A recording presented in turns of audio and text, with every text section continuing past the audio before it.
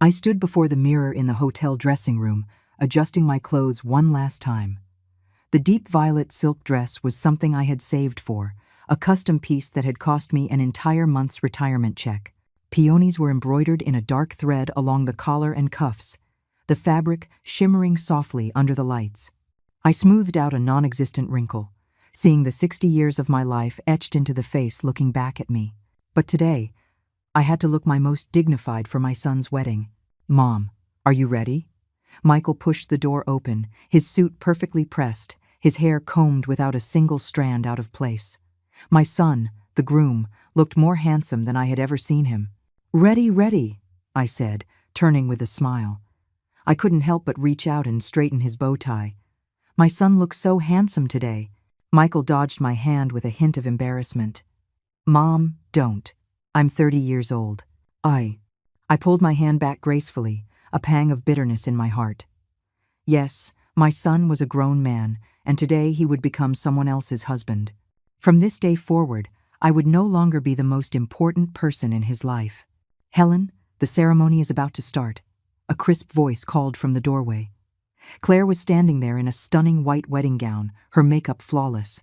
She looked as perfect and beautiful as a porcelain doll. She was my future daughter-in-law, 5 years younger than my son, from a wealthy family, a marketing director at a multinational corporation. "Claire, you look so beautiful," I praised her, and I meant it. Claire gave a small smile, but her eyes lingered on me for a moment, her brow furrowing almost imperceptibly. She turned to Michael. "Honey, they're really waiting for us." Michael nodded, took Claire's hand, and they quickly walked away. I took a deep breath and followed them out of the dressing room. The wedding hall was magnificent. Crystal chandeliers cast a brilliant light, and every corner was adorned with fresh flowers and satin ribbons. The guests were impeccably dressed, chatting and laughing. I took my seat in the reserved family section, surrounded by Claire's relatives. They looked me over with scrutinizing eyes, making me feel as though I were sitting on pins and needles. "I heard the bride's family paid for most of the wedding," one woman in the front row whispered. "That's right. The groom's family is middle class, at best. His mother is just a retired factory worker." My fingers twisted together in my lap. Michael had grown up without a father. I had raised him all on my own. To send him to college, I worked 2 jobs at a garment factory during the day and taking in sewing projects at night. Now Michael was successful, a project manager at an IT company. I thought our hard days were finally over. The wedding march began, and everyone stood. I watched my son take Claire's hand and walk slowly toward the stage, my eyes welling up with tears.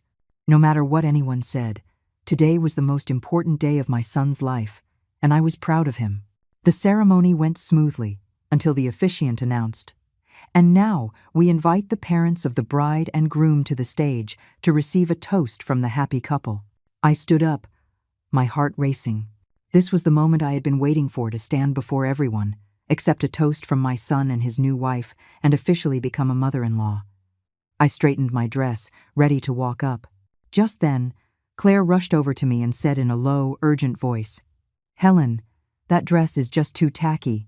Please don't embarrass us." I froze, feeling as if a bucket of ice water had been dumped over my head. The guests around us had already started whispering, some looking our way with curiosity. "Claire," I tried to explain, "I had this dress specially made. Please," she pleaded, but her eyes held a hard, non-negotiable edge. "Your dress completely clashes with the style of our wedding. It will look terrible in the photos." My vision blurred, and my throat felt tight. I looked at Michael on the stage, hoping he would say something, but he just stood there awkwardly, avoiding my gaze. The hall grew quiet, and all eyes were on me. I could feel my face burning, my fingers trembling uncontrollably.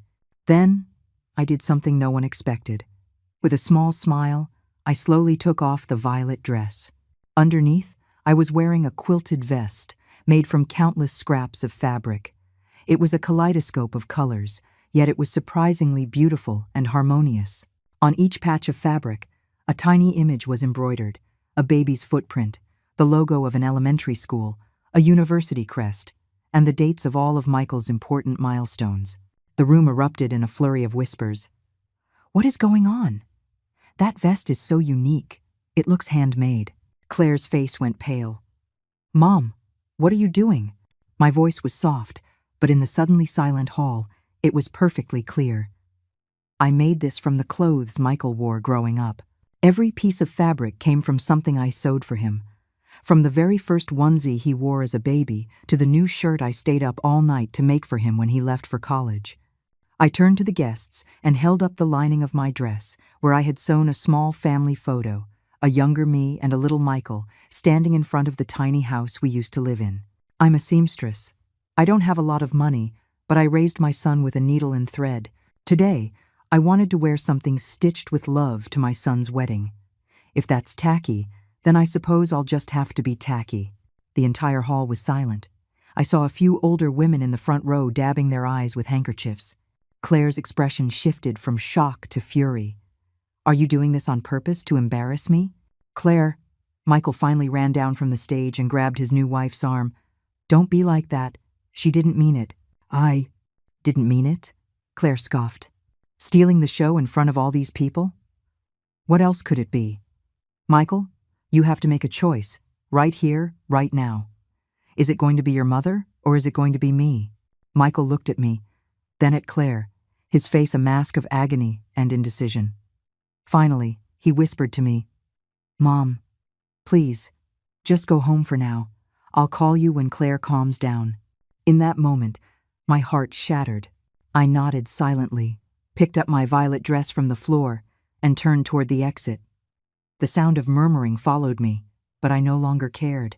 Outside the hotel, the early summer sun was so bright it made my eyes ache. I stood on the sidewalk with no idea where to go. Home? The empty house would only make me feel more alone. Visit an old friend? I didn't want anyone to see me like this.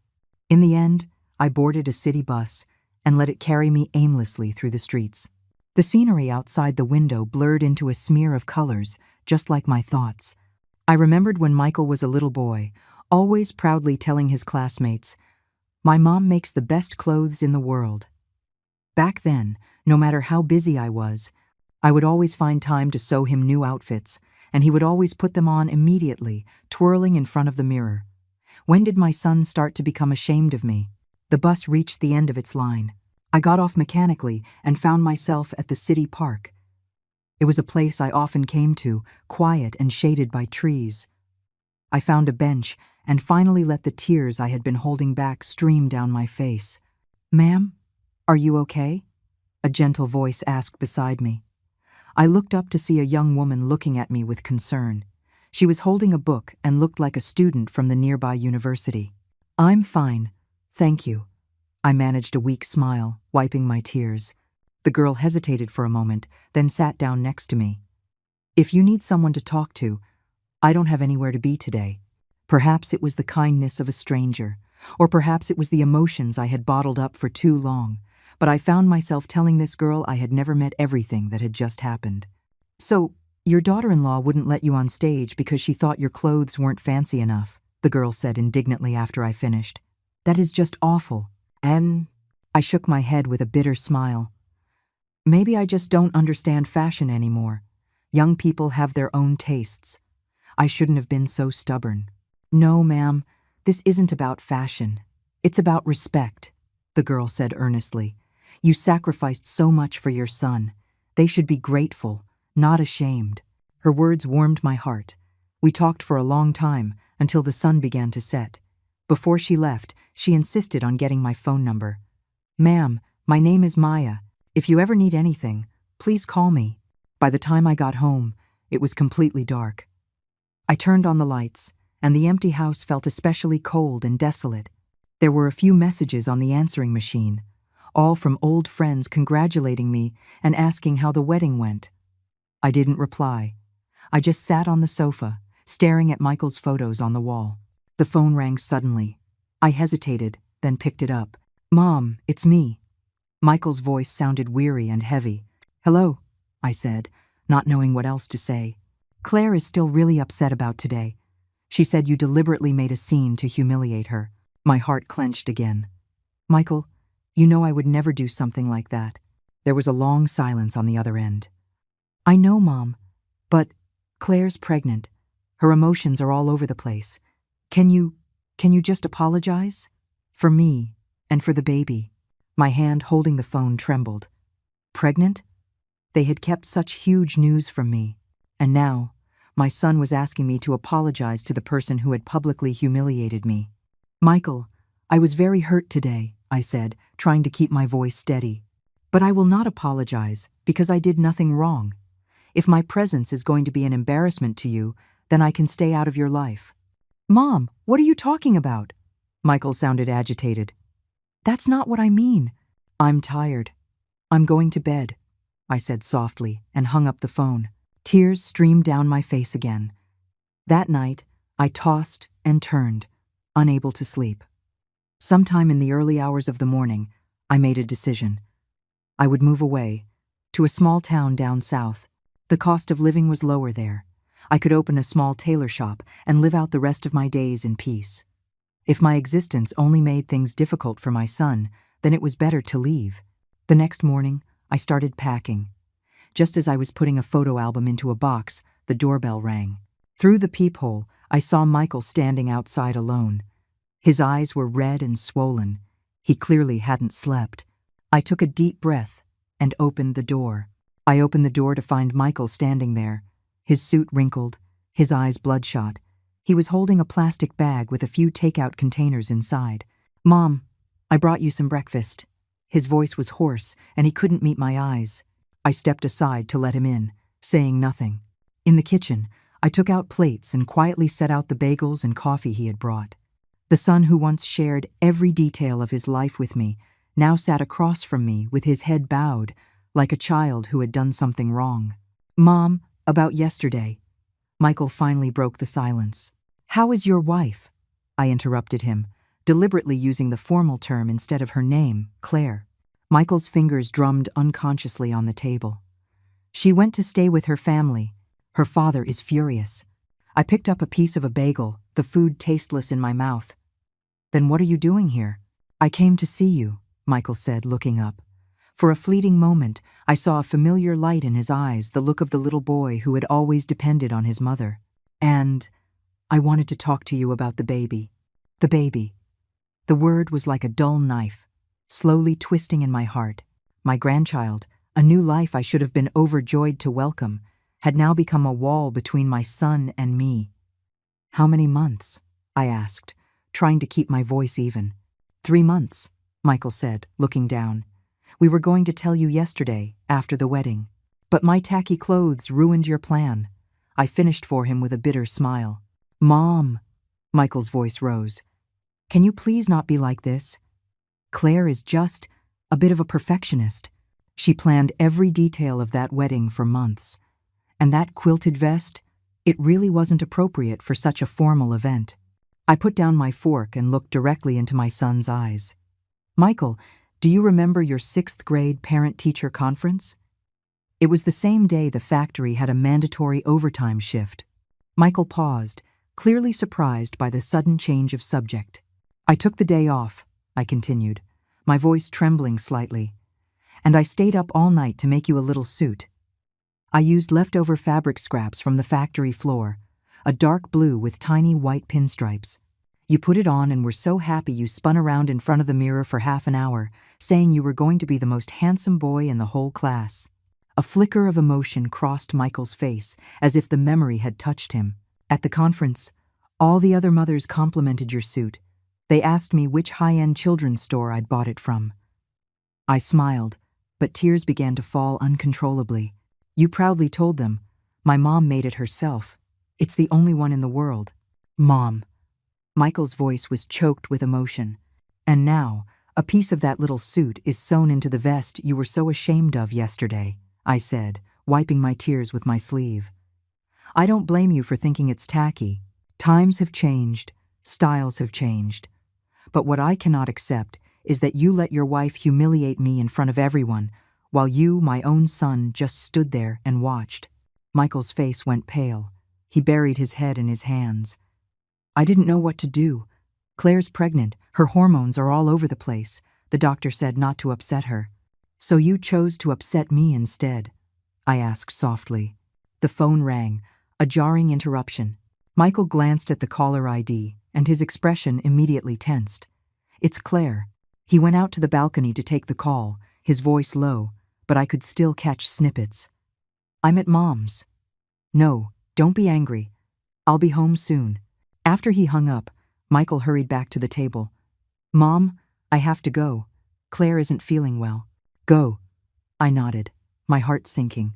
I already understood his choice. At the door, he turned back.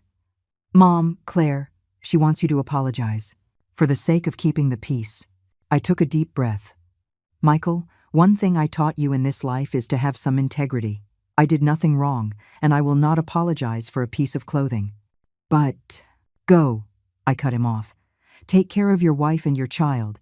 After the door closed, I collapsed into my chair, all my strength gone. The breakfast on the table, barely touched, grew cold, just like the relationship between my son and me. For the next few days, Michael didn't contact me, and I didn't reach out to him. I moved through my days mechanically eating, sleeping, packing. I decided to move to a small town in Georgia. An old colleague of mine lived there and said she could help me find work as a seamstress. On the 5th morning, as I was sorting through years of fabric samples, the doorbell rang again. This time, it was Claire and her aunt standing outside. Claire was wearing a loose-fitting dress, her makeup perfect. She didn't look unwell at all. Her aunt was dressed in designer clothes, a string of pearls, real or fake. I couldn't tell, around her neck, her eyes looking down on me with a condescending air. "Helen," Claire said with a smile so sweet it was sickening. "May we come in and talk?" I stepped aside and let them in. Claire's aunt, she later insisted I call her Mrs. Gable, immediately began surveying my small apartment, her disdain obvious. "Mrs. Miller." Mrs. Gable began without preamble. "My niece is pregnant now, and it's not good for her to be upset. We hope to put the unfortunate incident at the wedding behind us." I looked at Claire. "I just wanted to attend my son's wedding. End of calm. The way you did it was humiliating for me in front of all my friends and family." Claire pouted, an expression that reminded me of Michael as a child when he couldn't have a new toy. "Now everyone is talking, saying I'm awful to my mother-in-law." "Claire," I said, trying to keep my tone even, "if you hadn't publicly called me an embarrassment, none of this would have happened." Mrs. Gable let out a cold laugh. "Mrs. Miller, with all due respect, that patchwork garment of yours was truly inappropriate for such a high-class event. The Hayes family is well respected in the business community. Our guests were all people of stature." A wave of dizziness washed over me, and I had to grab the back of the sofa for support. It had been happening more frequently lately. I suspected my high blood pressure was acting up again. "Are you all right?" Claire frowned, but she took a step back, as if she thought I might suddenly fall and try to sue her. "I'm fine," I said, taking a few deep breaths. When the dizziness passed, I said, "Let's be direct. Why are you here today?" Mrs. Gable took a document out of her designer handbag. "This is an agreement. If you sign it, you promise to refrain from any future behavior that could negatively impact my niece and her husband, and you will ensure your attire is appropriate at all family gatherings. In exchange, we will give you a sum of money as compensation." I took the paper. It was filled with dense legal clauses, but the core message was clear. I had to become an invisible mother, someone who wouldn't disturb their high society life. The compensation amount was $10,000. My hands began to shake, not because of the insulting agreement, but because of a sudden realization. My son knew about this. He had allowed his wife and her aunt to treat his mother this way. "Does Michael know you're here?" I asked softly. Claire and her aunt exchanged a look. "Michael is in a difficult position," Claire said. "He loves you, but he also has to consider the harmony of our new family. Helen, just sign it. It will make things easier for everyone." I slowly tore the agreement in half. "Please leave, and tell Michael that his mother may be poor, but she hasn't lost her integrity." Mrs. Gable's face turned livid. "Helen Miller, don't be ungrateful. Do you really think your son will side with you?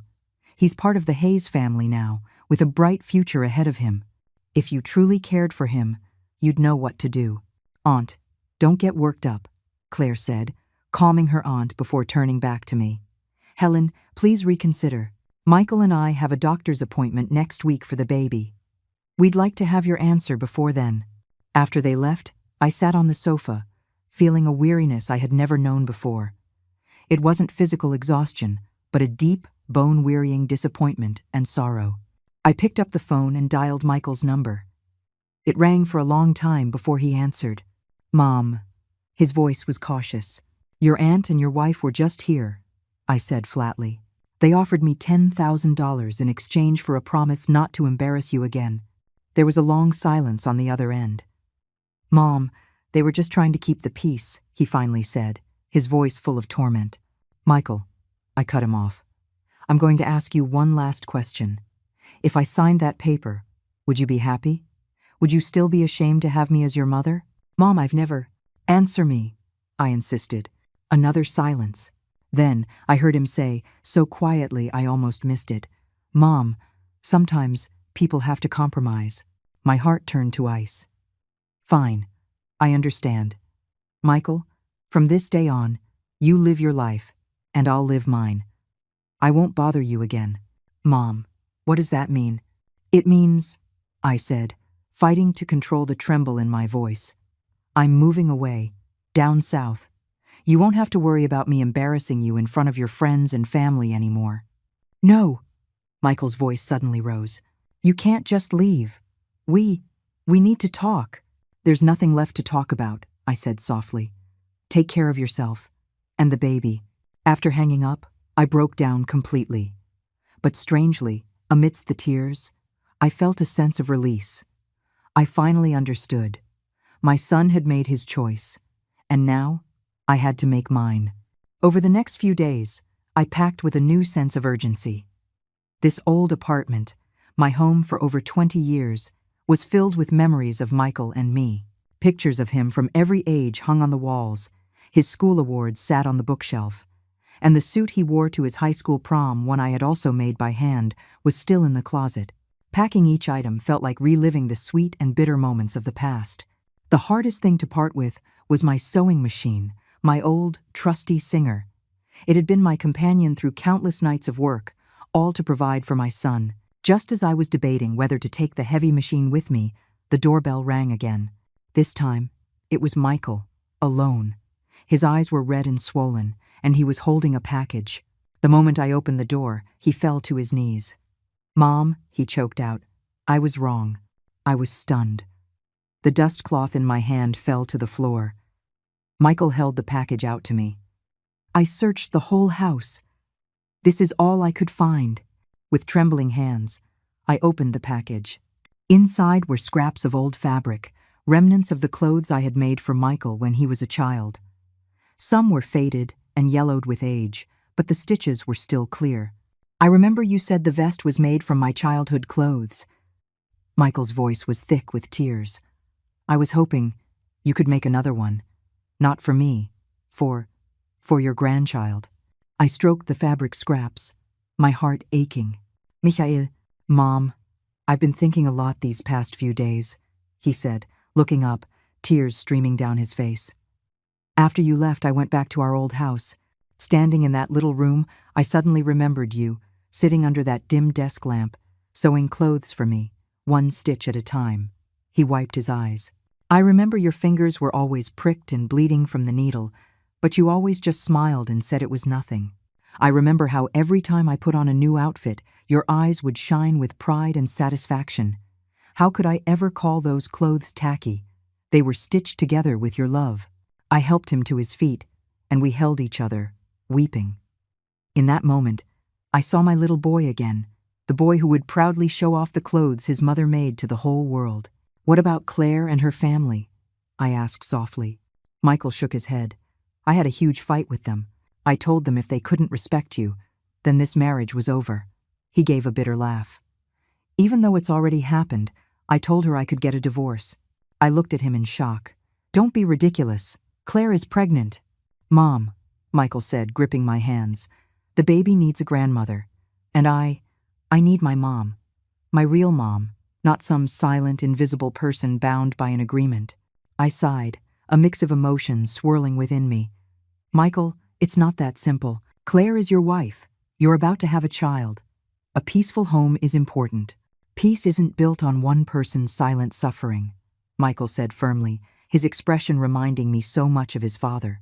Claire has agreed to apologize to you, but she couldn't bring herself to come in person. He pleaded, Mom, please give us a chance. Please don't move. Looking into my son's earnest eyes, my resolve softened. Maybe, just maybe, this family could still be saved. I can stay for now, I finally said. But on one condition. You and your wife will come here for dinner. We need to talk properly. Michael nodded eagerly. Absolutely. This weekend? After he left, I looked again at the old fabric scraps, my heart full. Perhaps making a little patchwork outfit for my future grandchild would be a new beginning. However, fate seemed to have other plans. That evening, as I was sorting through the fabrics, a violent wave of dizziness hit me. The world went black, and I fell heavily to the floor. In the last moment before losing consciousness, I desperately reached for the phone but couldn't grasp it. A terrible thought flashed through my mind. If I die like this, Michael will have been the last person to see me. And we just reconciled. Then, darkness consumed everything. A blinding white light, the smell of antiseptic, the muffled sound of voices in the distance. I slowly opened my eyes to find myself in a hospital bed, an IV line in my arm. Outside the window, the night sky was dark, occasionally split by a flash of lightning. Mom, you're awake! Michael's voice came from my side. He rushed to the bed, his eyes red and swollen from crying. What happened? My voice was hoarse and unfamiliar. You were unconscious for more than 10 hours, Michael said, holding my hand. I called and you didn't answer, so I rushed over and found you on the floor. The doctor said you had a minor stroke, brought on by severe high blood pressure and exhaustion. A stroke. The word sent a chill through me. My neighbor, old Mr. Henderson, had a stroke and was paralyzed on one side. Will I be paralyzed? I asked, my voice weak. Michael shook his head. The doctor said they caught it early, so there shouldn't be any lasting effects. He hesitated. But they want to do a full workup, including a brain CT scan. Have you been forgetting things lately? Or suddenly been unable to recall familiar names?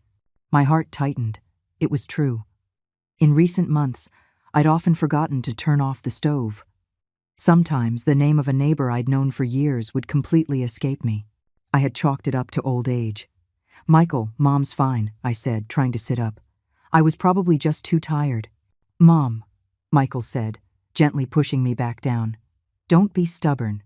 Do you have any idea how scared I was when I saw you lying on the floor?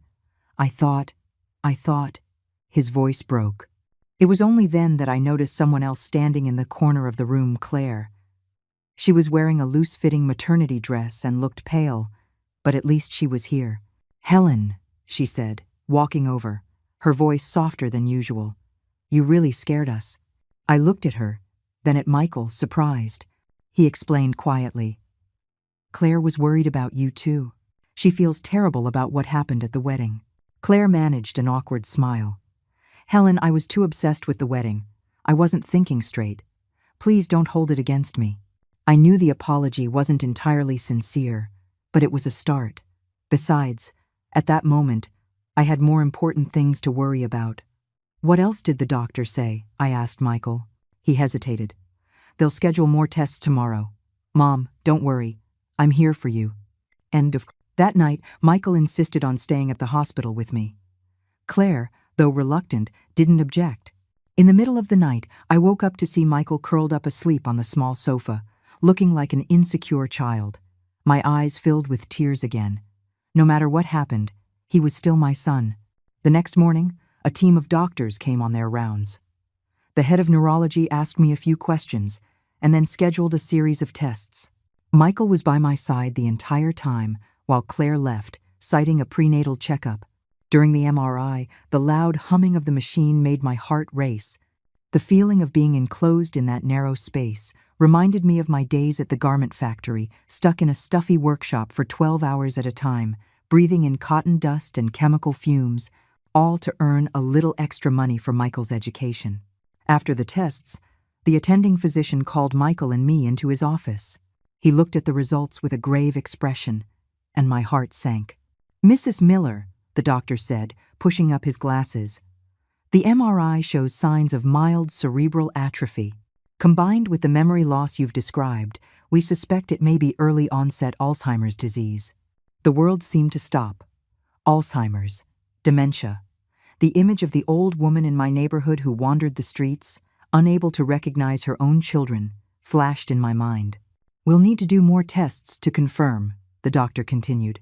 "For now, it's just a suspicion. We will arrange for more detailed cognitive function tests." Michael's face was ashen. "Doctor, if it is, can it be cured?" "There is currently no cure, but early intervention can slow the progression of the disease," the doctor said, turning to me. "Mrs. Miller, do you have someone to look after you at home?" I shook my head. "I live alone." "That's not an option," the doctor said firmly. "In your current condition, living alone is very dangerous." This stroke was a warning sign. After leaving the doctor's office, Michael held my hand tightly. "Mom, move in with us. Claire's pregnant. You can help take care of things." I gave a bitter smile. "Do you really think Claire would agree to that?" Michael bit his lip. "I'll convince her. Mom, you can't be alone anymore. What if something happens again?" Seeing his anxious face, I couldn't bear to refuse completely. "Let's wait for the final diagnosis. Maybe it's just a false alarm." But deep down, I knew it wasn't that simple. The increasingly frequent memory lapses, the strange, dizzy spells, they all pointed to a truth I didn't want to face. I was slowly losing myself, and the process would likely be long and painful. 3 days later, the cognitive test results confirmed the doctor's suspicion: early-onset Alzheimer's disease. While the symptoms were currently mild, they would gradually worsen. "Mrs. Miller," the doctor said kindly, "maintaining a positive attitude is very important. Participating in social activities, keeping your mind active, reading, doing crafts can all help slow the progression." "Crafts?" I looked down at my calloused hands. Sewing had been my life's work. Now, it might just be my lifeline. On the day I was discharged, Michael and Claire came to pick me up. To my surprise, Claire's attitude toward me had softened considerably. "Helen," she said in the car on the way home, "Michael and I talked it over. We'd like you to move in with us for a while, at least until you're feeling stronger." I saw Michael give his wife a grateful look in the rearview mirror. It seemed they had reached some kind of compromise. "Thank you for the offer," I said softly. "But I'd rather go back to my own home. It's closer to the hospital, and my friends are nearby." End quote. "Mom," Michael said, his voice pleading, "the doctor said you can't be alone. I can hire a part-time caregiver," I insisted. "Someone to come for a few hours a day to help with cooking and cleaning. Michael, I've been independent my whole life. Suddenly living with young people, I just feel out of place." What I didn't say was that I didn't want to become a burden and a source of conflict in my son's marriage. How long would Claire's newfound kindness last? What would happen when my condition worsened and I needed long-term care? In the end, Michael reluctantly agreed to my decision, but he insisted on coming to see me every day after work. Claire promised to help me find a reliable caregiver. Back in my familiar little apartment, I let out a long sigh of relief. The antiseptic smell of the hospital had been suffocating. It was good to be home, even if this home would soon become unfamiliar because of my illness. In the days that followed, I tried to maintain a normal life. The caregiver Michael found was a woman from Louisiana in her 50s, efficient and not too talkative, which suited me perfectly. Claire would occasionally come with Michael, always bringing some nutritional supplements. She was polite but distant, but at least there was no longer any hostility. One day, she even brought up the quilted vest herself. "Helen," she asked cautiously, "did you really make that vest from Michael's old baby clothes?" I nodded and took the vest out of the closet to show her. Claire gently touched each patch of fabric as I explained its origin. "This piece is from the blanket he came home from the hospital in," I said, pointing to a pale blue cotton square. "This plaid fabric was from the shirt he wore on his first day of school. This navy corduroy was from his middle school graduation." Claire's eyes lit up. "Helen, that's so meaningful. This kind of craft is really popular overseas now. They call it a memory quilt. One can sell for thousands of dollars." I looked at her, surprised. You like this? For the first time, she showed a genuine smile. I saw an exhibition of similar works when I was studying abroad. Helen, your skill is so good, you could turn this into a brand. End of. It was the first time I had seen Claire show any real interest in or respect for me. Maybe quilt making could become a bridge between us. That night, I made a decision.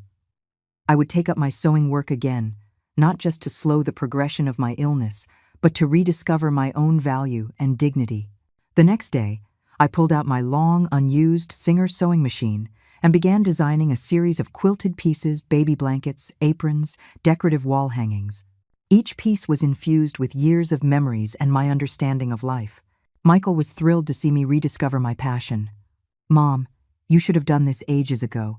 Claire even said she could help promote it on her social media. I smiled and shook my head. Let's just focus on making them first. If I'm going to sell them, they have to be perfect. In truth, I had a bigger plan in mind.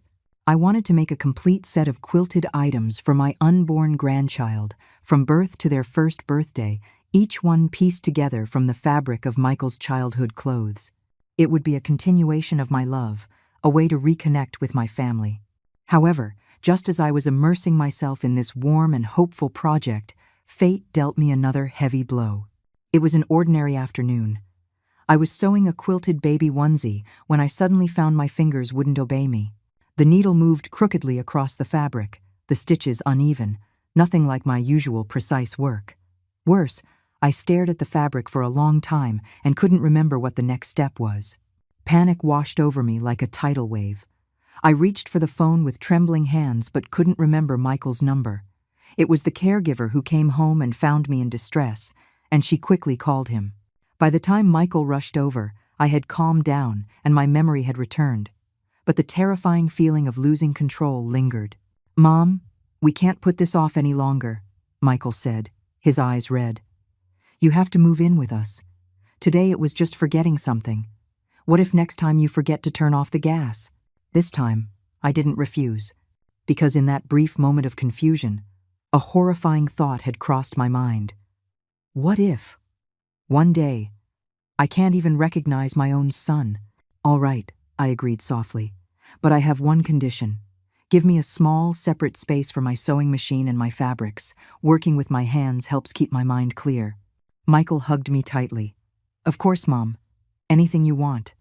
And so, in my 60th year, after the turmoil of the wedding and a health crisis, I packed my belongings and prepared to move into my son's home to begin an unknown journey. I didn't know how Alzheimer's would change me or what challenges I would face living with my daughter-in-law. But I knew one thing. As long as my hands could hold a needle, I would continue to sew my love and memories into every piece I made. And even if, one day, I forgot everything, those stitches would remember for me how deeply I had loved my child and my family. The day I moved, the sky was a heavy gray, as if it might collapse upon the city. Michael took the day off work and borrowed an SUV to help me move my things.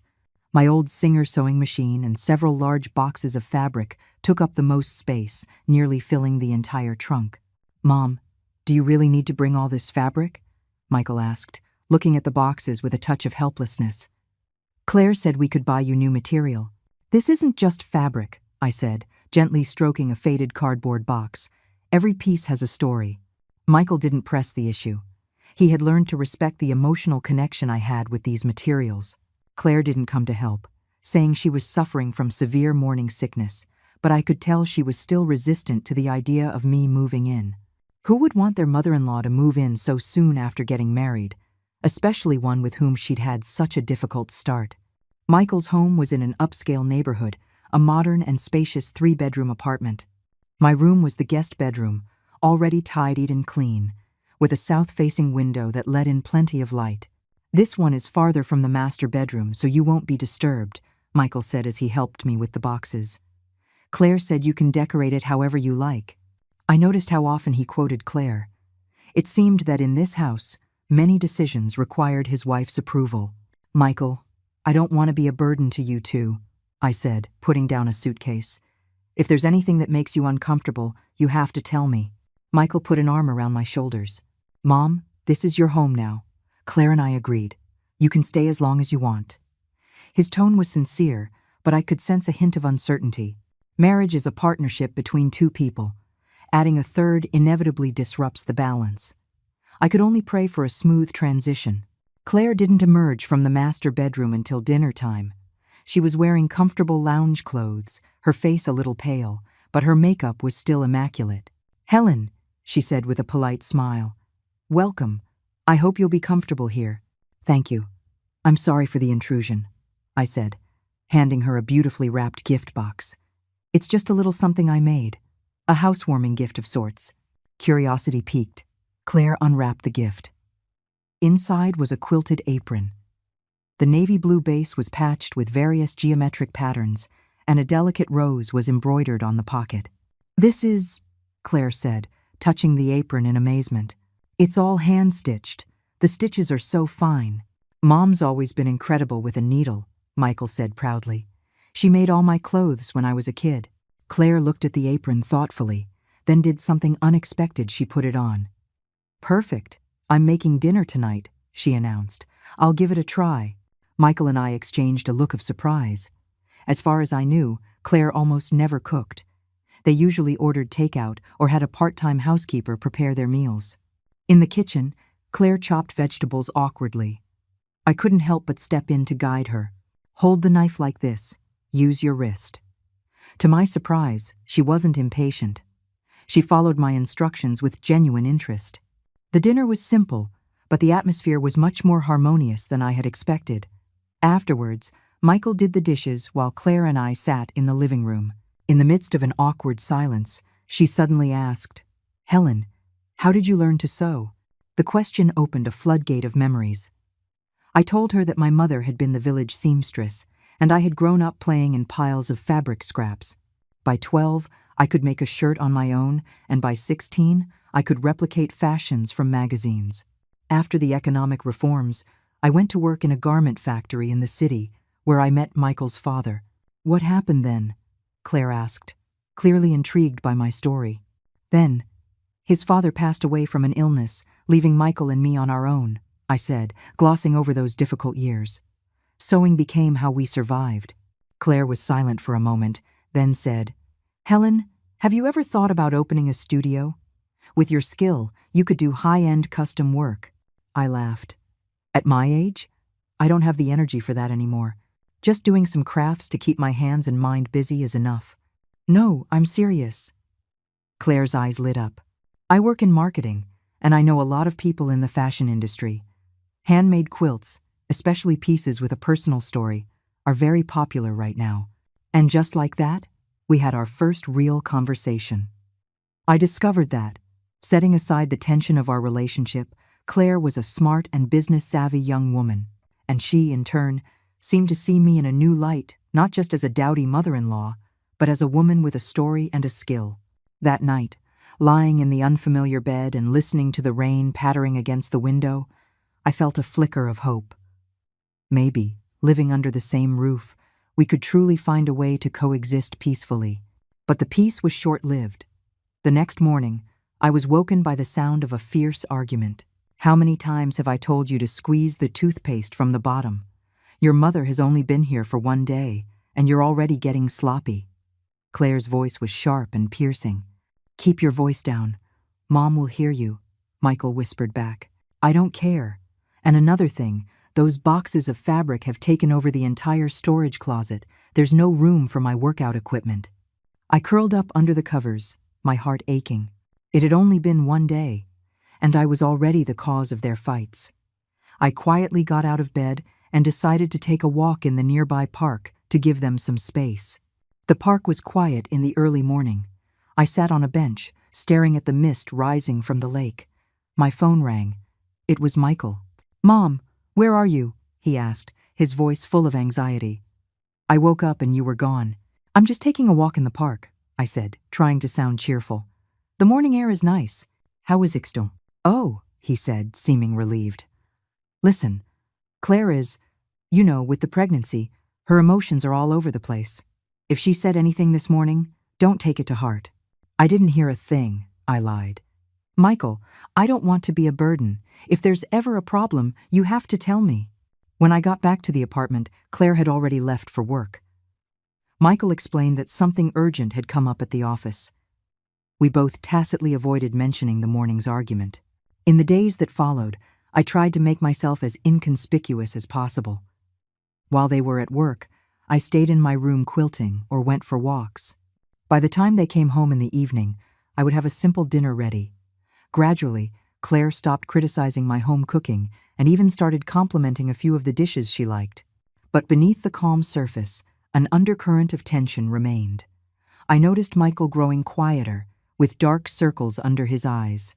Claire's moods would swing from overly friendly to ice cold, and my own memory problems were getting worse. Sometimes I would forget to turn off the faucet or ask the same question multiple times. One weekend afternoon, things finally came to a head.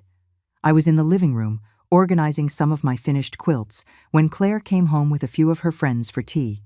They were all amazed by my work, and one of her friends even offered to buy a piece for a high price. "Helen's skills have been passed down in her family," Claire announced proudly. "You rarely see this kind of traditional quilting anymore." I was flattered and immediately offered to give her friend one of the smaller pieces as a gift. However, as soon as her guests left, Claire's expression turned sour. "Helen," she said coldly, "in the future, please do not promise to give things away without my permission. She is my friend, and that creates a social obligation for me." I was stunned. "I'm sorry, I didn't realize." "And another thing," she continued, "can you please organize your fabrics? Mrs. Thompson almost tripped over one of your boxes in the hallway. This is an upscale building, not your old rundown apartment." Every word was like a knife in my heart. I nodded silently, gathered my things, and went back to my room. That evening, I told Michael what had happened, hoping he could gently remind Claire to be more mindful of her words. I never imagined it would trigger their most explosive fight yet. I heard things being thrown in the master bedroom and Claire's piercing screams. "You only ever think about your mother's feelings. Have you ever thought about mine? This is my house.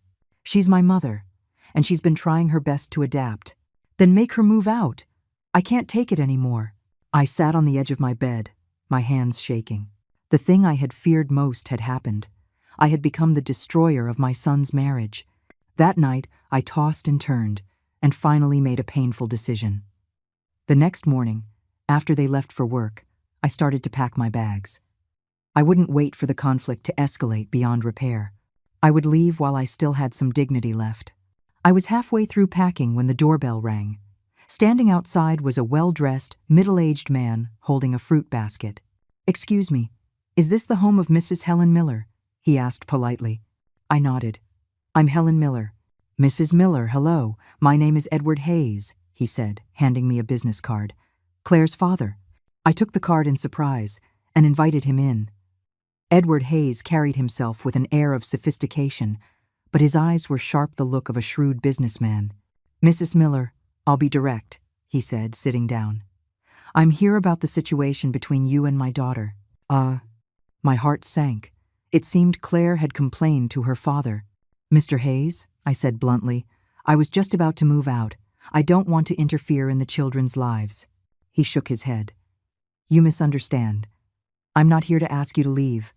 On the contrary, I'm here to ask for your help." What he said next left me speechless. "You misunderstand," he repeated. "I'm not here to ask you to leave. On the contrary, I'm here to ask for your help." Oh. Edward's words left me frozen, my fingers gripping the armrest of the sofa. The sunlight streaming through the window cast his profile in silhouette, outlining a shape that was hauntingly familiar. A wave of dizziness washed over me, not from my Alzheimer's, but because his face, the shape of his eyes, the set of his brow superimposed itself over an image from deep within my memory. "Mr. Hayes, I don't understand," he stammered. Edward reached into his suit jacket and pulled out a faded photograph, gently pushing it across the coffee table toward me. "Helen Miller, it's been 35 years. You've changed, but the spirit in your eyes is exactly the same." The photograph was of two young people, taken in the 1980s, with a scenic lake in the background. The girl wore her hair in braids and a simple floral dress. The boy wore thick-rimmed glasses, his white shirt tucked into olive green trousers. It was me, and Edward Hayes. No, back then, his name was Eddie. He was the young manager from corporate who had been assigned to the garment factory where I worked. Eddie, the name escaped my lips, coated in the dust of more than 3 decades. Edward, no. Eddie's eyes grew moist. I can't believe you still remember that name. I changed it before I went abroad. Edward sounded better for business. Memories flooded back. The summer of 1985, at a textile mill in North Carolina. I was a new temp worker, and he was a young manager sent down from the head office. We fell in love, but his family was vehemently opposed. His father was a senior executive, while I was just a girl from a small country town. Eventually, his family arranged for him to study overseas, and we were forced to part. The last time we met, he secretly slipped me a bus ticket, begging me to run away with him. But I refused because my mother was sick and needed me to take care of her. My mother was sick, I murmured, my fingers tracing the 2 young faces in the photograph. Eddie nodded. I had someone ask about you later. They told me you had gotten married, had a child. My husband passed away from an illness a long time ago, leaving me to raise our son on my own, I said with a sad smile. Life is full of surprises, isn't it? A long silence fell between us. The sunbeam crept across the floor, illuminating the dust motes dancing in the air. Helen, Eddie said, suddenly taking my hand, I never imagined that Claire's mother-in-law would be you. The other day, she came home crying, saying her husband's mother had embarrassed her at the wedding. When she mentioned a quilted patchwork vest, I had a feeling it might be you. I pulled my hand away. So, you're here today to apologize? His voice was low. For my daughter's rudeness and for my own cowardice 35 years ago. I didn't fight my family's pressure. I let you down. I shook my head. That's all in the past. Now you're a successful businessman, and I'm a retired old woman. Our children have their own families. No, Helen. Eddie's gaze was intense. Fate has given us a second chance. My wife passed away 5 years ago, and I can see that life hasn't been easy for you. His words stung. He was right, it hadn't been easy. The hardship of raising a son alone, the shadow of Alzheimer's, the tension with my daughter-in-law. But I had never asked for pity. Mr. Hayes, I said, deliberately using his formal name to create distance. If you're here to reminisce, I'm afraid you'll be disappointed. My main concern right now is how not to be a burden to Michael. Eddie sighed. Let me be frank. Claire lost her mother when she was very young, and I spoiled her. She has a strong personality, but she's fragile inside. Her hostility toward you is partly because she's afraid of losing Michael's attention. I can understand that. But she's been changing lately, he continued. She's starting to take an interest in your quilting. She even asked me if I would invest in a studio for you. I thought, maybe this could be an opportunity. An opportunity for what? For you two to reconcile, he said earnestly. Helen, your craft is a precious gift. Claire has a good business sense, and I have the resources. Why not do something together? It would give you financial independence and a social circle, which would help slow the progression of your illness. I fell into deep thought. Eddie's suggestion made sense. Crafting would exercise my brain, social interaction would ease my loneliness, and financial independence would reduce my reliance on my children. But working with my daughter-in-law, it sounded like a fantasy. I need to think about it, I finally said. Eddie stood up. Of course. He handed me a note with a number on it. This is my personal cell. Call me any time. And as for Claire, don't tell her we know each other yet. I'll explain when the time is right. After he left, I sat on the sofa, my mind in turmoil. How ironic that the father of my daughter-in-law was my first love. Even more ironic was that we were separated because our families were from different worlds, and now his own daughter looked down on me for the same reason.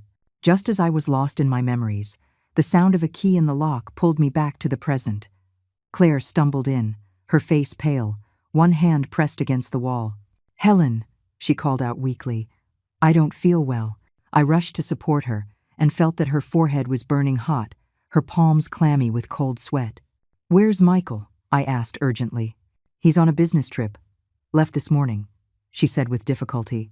I thought it was just morning sickness. I felt her forehead. It was terrifyingly hot. "We have to go to the hospital." I immediately grabbed the phone and called for an ambulance.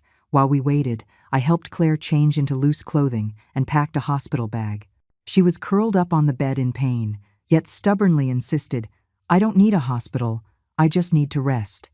"No," I said with uncharacteristic firmness. "A high fever is very dangerous for a pregnant woman." Although, when the ambulance arrived, the paramedics quickly assessed Claire and suspected a urinary tract infection was causing the fever. She needed to be hospitalized immediately. I rode with her in the ambulance, holding her trembling hand the whole way. In the emergency room, the doctors confirmed it was an acute kidney infection and she needed antibiotics immediately. "But some antibiotics can affect the fetus," the doctor said grimly. "We need a family member to sign the consent form." "Andu." Claire weakly shook her head. "Wait for my husband." "When will he be back?" the doctor asked. "Tomorrow evening." Claire's voice was faint. The doctor frowned. "We can't wait that long. Her condition could worsen." "I'll sign." I stepped forward. "I'm her mother-in-law." Claire looked at me, surprised. The doctor hesitated. "We usually require an immediate family member. Her father is out of the country, her mother passed away, and her husband is on a business trip," I said firmly. "Right now, I am the closest family she has. I will take full responsibility." Perhaps seeing the determination in my eyes, the doctor finally agreed. After signing the forms, I called Michael and Eddie, then sat by Claire's bedside. Looking at her pale face and slightly swollen belly, I felt a surge of protectiveness. After the IV drip started, Claire's fever began to subside.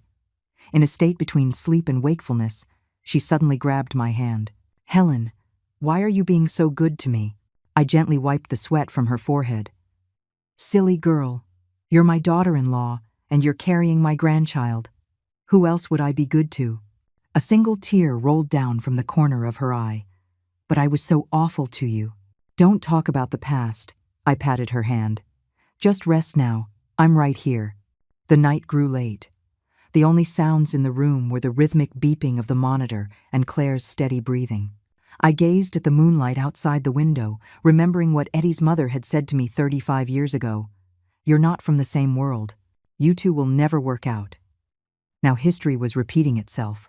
Only the roles were reversed. Was the class divide truly an insurmountable chasm in love and family? In the early morning hours, Eddie rushed to the hospital. Seeing his daughter sleeping peacefully, he let out a sigh of relief, then turned to me. "Thank you, Helen." "Don't thank me. She's my family too," I said, exhausted. Eddie handed me a cup of hot coffee. "You go get some rest. I'll stay with her." I shook my head. "Michael won't be back until tomorrow. I'll stay tonight. You have work in the morning. Go home." He hesitated, then finally nodded. "Call me if anything happens." After Eddie left, I continued my vigil. As dawn broke, Claire woke up. Seeing me still there, her eyes reddened. "Helen, you didn't sleep at all?" I smiled and poured her a glass of warm water. "I'm old. I don't need much sleep. Are you feeling better?" She nodded, taking small sips of water, then suddenly said, "Helen, I'm so sorry." I paused. "For what?" "For everything." Her voice choked. "For what I did at the wedding, for my attitude, for what I said when my friends were over, the things I said to you." I took her hand. "It's all in the past. The most important thing now is for you to get well and protect the baby." "You don't hate me?" she asked, her eyes filled with tears. "How could a mother-in-law hate her daughter-in-law?" I shook my head with a smile. "Families have bumps in the road. What matters is understanding each other." Claire suddenly broke down crying. "Helen, I'm actually so scared." "Scared of what?" "Of being a bad mother," she sobbed. "I grew up without a mom. I don't know how to be one. And when I saw how close you and Michael are, I was jealous. My heart ached for her. So that was it."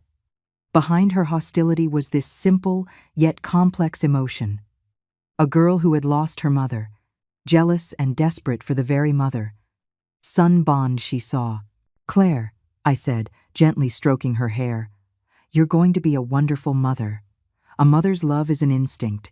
It doesn't need to be learned. And besides, You have me now." She fell into my arms, crying like a child. I held her, patting her back gently, just as I had comforted Michael so many years ago. In that moment, all the barriers and resentments between us dissolved, leaving only the most elemental connection between two women, one about to become a mother, and one who had raised her son all on her own. That afternoon, Michael rushed back to the hospital. When he saw his wife and mother getting along peacefully, he was speechless. "What's wrong? Don't you recognize your own wife and mom?" I teased. Michael's eyes reddened. "Mom, thank you." "For what? Isn't this what family is for?" I patted my son's shoulder. "You stay with Claire. I'm going home to make some nourishing soup." Walking out of the hospital, the early summer sun felt warm on my shoulders. I suddenly felt that maybe moving in with my son wasn't a bad thing after all. Maybe my Alzheimer's diagnosis wasn't just a sentence of despair. Maybe life always had unexpected turns. Back home, I started to make a rich chicken soup, adding goji berries, dates, and herbs. The kitchen filled with a fragrant aroma, and my mood was lighter than it had been in a long time. Just as I was tasting the soup for seasoning, my phone rang. It was an unknown number. "Hello, is this Mrs. Helen Miller?" a young woman's voice asked. "It's Maya, the girl you met in the park." I immediately remembered her, the kind girl who had offered me comfort at my lowest point. "Maya, hello. How are you?" "Helen, I was calling to ask if you'd be interested in participating in our community's craft fair," Maya said excitedly. "I saw the quilted pieces you were working on, and they are absolutely beautiful. We have an event next month." Sometimes, fate is just that strange. When you open your heart, the whole world seems to extend a hand in friendship. I smiled and told her I would consider it, then went back to stirring the soup in the pot. Life, I thought, was just like this soup. It needed patience and love, simmered slowly over time, to bring out its richest flavor. After Claire was discharged from the hospital, the atmosphere at home changed dramatically. She was no longer cold or dismissive. Instead, she often sought me out to chat, asking about quilting techniques, and even offering to help me organize my boxes of fabric. "Helen, these fabrics are so old. Why do you still keep them?" she asked one afternoon, curiously looking through my collection of scraps. I picked up a faded blue plaid piece. This was from the shirt Michael wore in the first grade. He wore it when he won first place in the school's public speaking competition. I then pointed to a piece of red corduroy. This was from the pants he wore for his middle school honor society induction. He saved up his own money to buy the material, and I made them for him. "Oh," Claire gently touched the fabrics, her expression soft. "Helen, you remember everything so clearly." I gave a wry smile, not telling her that my memory was slowly slipping away, and that only these fragments related to my son remained, like seashells I had carefully collected on a beach. "Claire," I changed the subject, "about the studio your father mentioned, what do you think?" Her eyes lit up. "I think it's a fantastic idea. Helen, your craftsmanship is truly exceptional. We could start with small-scale custom orders, focusing on the memory quilt concept. Each piece would be infused with the client's personal story." I was amazed by her business acumen. "You know so much about this?" "I studied fashion marketing in England," she said with a smile. "I used to think traditional crafts were old-fashioned, but now I understand that the emotional value they hold is irreplaceable." And, seeing the excitement in my daughter-in-law's eyes, a flicker of hope ignited within me. Perhaps quilting could not only slow the progression of my illness, but also become the thread that connects 3 generations of our family. That evening, I shared the idea with Michael. He looked from me to Claire in surprise. "Are you two really going into business together?" "It's not a business, just a small studio," I said quickly. "Something to do that I enjoy, to keep my hands and mind active." "Oh, Mom, this is wonderful." Michael took my hands. "You know, the doctor said that staying engaged in creative activities is very helpful for slowing the symptoms of Alzheimer's." Claire nodded in agreement. "Helen, we can clear out a room here at home to use as a workshop for now. Once we get established, we can look for a proper storefront." Looking at the eager faces of my son and daughter-in-law, a warmth spread through me. Perhaps this is the meaning of family finding a new direction through mutual support. That weekend, Eddie came over for dinner. It was a planned event, a formal introduction for our two families to avoid arousing Claire's suspicions. At the dinner table, we played our parts as strangers meeting for the first time, but I could feel the complex emotions in his eyes every time our gazes met. "Mrs. Miller," he said, raising his wineglass with a serious expression, "Claire has told me about your incredible talent. I have great admiration for traditional craftsmanship. If you're interested, I would be happy to invest in your studio." "Thank you for your kind offer, Mr. Hayes," I replied, equally formally. "But I'd like to start small and see how the market responds." Claire chimed in, "Dad, Helen's work is truly special. There's a story in every stitch." Michael added his praise. "My mom's skill was famous back home. She made all my clothes when I was a kid, and all my friends were so envious." Eddie gave me a meaningful look.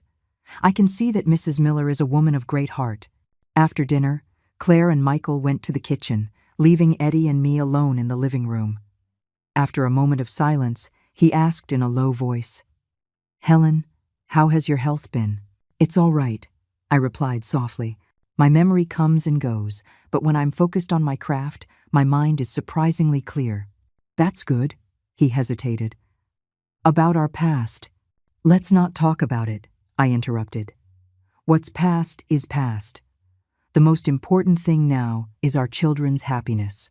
He nodded, a flicker of disappointment in his eyes. "You're right, but I'm very glad we've met again." Just as the atmosphere grew delicate, Claire came out of the kitchen with a plate of fruit. "Dad, Helen, what are you two talking about so intently?" "Just discussing the studio," Eddie quickly replied, his composure restored. "Claire, have you shown Mrs. Miller that retail space yet?" "What space?" Michael and I asked in unison. Claire smiled mysteriously. "Dad has a small shop in the Arts District, and the lease is up next month. I thought if Helen's studio takes off, we could move it there." I looked at Eddie in astonishment. He gave a slight smile. "It's a good location, lots of foot traffic. We can be flexible on the rent." "This is all so sudden," I stammered. "I'm not ready." "Helen," Claire said, sitting down next to me, "you don't have to worry about the business side of things. I'll handle that. You just need to focus on creating. Your quilts have real artistic value. More people should see them." Michael encouraged me as well. "Mom, just give it a try. Even if it doesn't work out, at least you'll have tried." Under the gaze of 3 pairs of expectant eyes, I finally nodded. "All right, let's give it a try." And just like that, my quilting studio project was officially launched. Claire was a whirlwind of action, immediately starting on renovation plans. Michael handled the legal paperwork and finances. As for me, I began to systematically organize my existing work and design new patterns. In the midst of all the activity, my Alzheimer's symptoms seemed to recede. Every day, I was focused on designing and sewing, and my mind felt unusually clear, my memory more solid. The doctor had said that creative activities could stimulate the brain to form new neural connections. Perhaps this was what they meant by use it or lose it.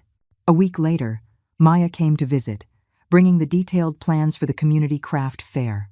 "Helen," she said excitedly, "we want to feature your work as the main exhibit. The theme is Memories in the Stitches." "Aptu." Claire's eyes lit up. "That's a brilliant theme. It's the perfect preview for our studio." "What studio?" Maya asked curiously. When she learned about our plans, she clapped her hands in delight. "What a coincidence! I'm a graduate student at the Art Institute, and my specialty is the modern application of traditional crafts." "Helen, could I possibly intern at your studio? I'd love to learn traditional quilting techniques from you." "Oh." I looked at this enthusiastic young woman, remembering the warmth she had shown me at my lowest point. "Of course, you can," I said with a smile. "But I'm a very strict teacher." "No problem." Maya gave a playful salute. "A strict teacher produces great students."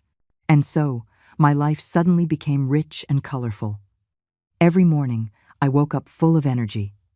After breakfast, I would start working in our makeshift studio. After work, Claire would come to discuss business plans. And on weekends, Maya would come to learn from me and help catalog my work. Occasionally, Eddie would stop by, bringing imported fabrics or design books. A month later, my work was a resounding success at the community craft fair.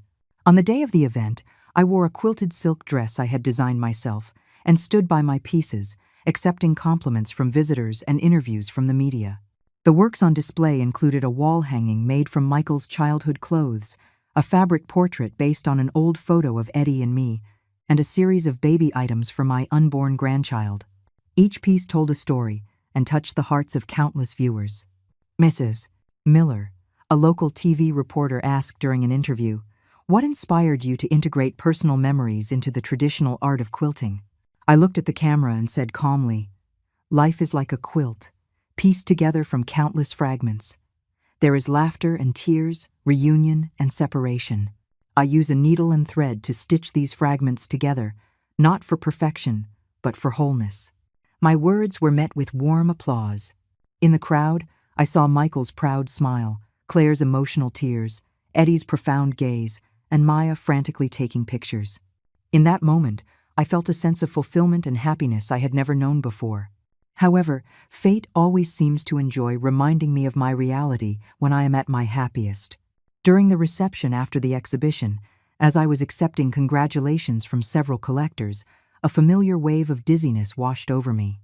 The scene before me began to distort, names vanished from my memory, and for a moment I couldn't even remember where I was. "Mrs. Miller, are you all right?" someone asked with concern. I opened my mouth, but no words came out. Panic flooded me. I knew the Alzheimer's was flaring up, and in front of everyone. Just then, a strong arm supported me. "My wife is just feeling a little faint from low blood sugar." Eddie's voice sounded beside me. "Excuse us, we need to step away for a moment," and he half carried, half guided me to a quiet room and helped me into a chair, then handed me a glass of water. "Helen, take a deep breath. Don't panic." I took a sip of water with a trembling hand, trying to steady my breathing. Gradually, my thoughts began to clear. "Thank you," I whispered. "I didn't want to, in front of so many people." "I know." He knelt down to look me in the eye. "Helen, why didn't you tell the children your condition is getting worse?" I gave a weak smile. "They're so full of hope right now. The studio is just getting started. I don't want to extinguish that flame. But pushing yourself like this is more dangerous," Eddie said, his voice uncharacteristically sharp. "If I hadn't noticed something was wrong today—" "Eddie," I said softly, using the name I hadn't spoken in years, "promise me you won't tell them. At least not yet. Just give me a little more time." He looked at me, then finally sighed. "All right, but you have to promise me you won't overwork yourself and that you'll go for regular checkups." I nodded. Just then, we heard footsteps outside the door. Claire and Michael had come looking for us, their faces etched with worry. "Helen, what happened?" Claire rushed over and took my hand. "It's nothing. I'm just a little tired," I said with a forced smile. Michael frowned. "Mom, you look very pale. Let's go home." "No," I shook my head. "There are still so many guests." "Leave it to Maya and me," Claire said firmly. "Michael, you take Helen home to rest." And so, my son escorted me home. On the way, he kept looking at me with concern. "Mom, did you have another memory lapse?" "No." I patted his hand. "I just stood for too long. My back is sore." Back at home, Michael insisted on staying with me. We sat on the balcony, looking out at the city lights, and talked about the past funny stories from his childhood, my difficult but hopeful years. Strangely, those distant memories were crystal clear, as if they had happened just yesterday. "Mom," Michael said suddenly, "no matter what happens, I will always be here with you." My heart tightened. "Why do you say that all of a sudden?" "I know your illness might get worse," his voice choked, "but don't be afraid. You won't have to face it alone." Tears streamed down my face. So, my son knew everything. He had simply chosen to protect my dignity and hope from the shadows. That night, lying in bed, I thought about the day's roller coaster of emotions, from the joy of the exhibition's success to the terror of the public episode, and finally, the quiet love of my family. Life truly is like one of my quilts, made of pieces of every color, bright and dark, happy and sad. But as long as the needle is in my hand, I can keep sewing, right up to the very last stitch. The success of the community exhibition fast-tracked the preparations for our studio. The space Eddie provided was in a prime location in the Arts District, small but with excellent natural light. Claire hired a designer who divided the space into a gallery, a workshop, and a small tea corner, creating a style that was modern and minimalist, yet retained a touch of traditional warmth. "Helen, what do you think of this logo design?" Claire asked one evening, excitedly showing me her tablet. It combined the elements of a needle, thread, and fabric to form the word memory. End of quote. I was touched by her thoughtfulness. "It's beautiful. It's so professional. Can I really run a studio like this?" "You just focus on creating," she said, taking my hand. "Leave the rest to me. Your work is the best advertisement we could ask for." Looking at the passion in my daughter-in-law's eyes, a warmth spread through me. Not long ago, this girl was a thorn in my side. Now, she was my staunchest supporter. Life's turns are strange and wonderful. During the renovation, I visited the site every day. While the construction workers were busy, I would sit on a makeshift stool and work on a new piece, a 100 Good Wishes quilt for my unborn grandchild. Each patch was cut from Michael's childhood clothes, infused with a mother's love and blessings. Maya came by almost every day, helping me catalog my work and documenting the inspiration and techniques for each piece. "Helen," she said, snapping photos, "we should record all of this. You could publish a book one day." "Don't be silly," I laughed. "It's just a homemade craft." "It's not," Maya said seriously. "You've elevated traditional quilting to an art form. Look at this color gradient, this pattern combination, it's so expressive." The young woman's enthusiasm was contagious, making me reevaluate the skills I had long taken for granted. Perhaps my needlework was more than just a means of survival. Perhaps it was an art form, a vessel for emotion. One rainy afternoon, Eddie stopped by the shop to check on the progress. Maya was out buying supplies, so it was just me, sewing the Good Wishes quilt. "What are you working on?" he asked, closing his umbrella and walking over. "A blanket for my future grandchild," I smiled, showing him the half-finished piece. "I'm using fabric from Michael's old clothes." Eddie gently touched the stitches on the quilt, his eyes soft. "Your hands are as skilled as ever." After a pause, he added, "Helen, I've been doing a lot of research on Alzheimer's disease." My needle stopped. "Eddie, we agreed." "I'm not trying to interfere," he explained quickly. "I just wanted to tell you that there are some new drugs and therapies that might help. I have some medical connections overseas if you need them." "Thank you," I said softly, "but I'm doing okay right now. When I'm working with my hands, my mind is surprisingly clear. The doctor said that's the best therapy." "Oh." He nodded, not pushing the matter. After a moment of silence, he asked suddenly, "Do you remember the first time we met?" I looked up, my gaze drifting past the rain-streaked window as if back 35 years. It was at a social event organized by the factory's youth league. You were the new manager, giving a speech. The cuff of your white shirt had an ink stain on it. Eddie's eyes lit up. "You remember that so clearly." End quote. "And after that," I smiled at the memory, "you often found excuses to inspect the workshop, just to get a glimpse of me. One time, I pricked my finger with a needle, and you were so nervous you almost called an ambulance." We looked at each other and smiled, lost in our shared memories. The rain grew heavier, drumming against the window pane, creating a small, insulated world for just the two of us. "Helen," Eddie said suddenly, his voice low, "all these years, I've wondered if I had been braver back then, if I had ignored my family's objections." "Eddie," I interrupted, "there are no what-ifs in life. We both have our own families and children now. The way things are is fine." He looked at me intently, then finally sighed. "You're right. It's just, seeing you in your current situation, I can't help but wonder."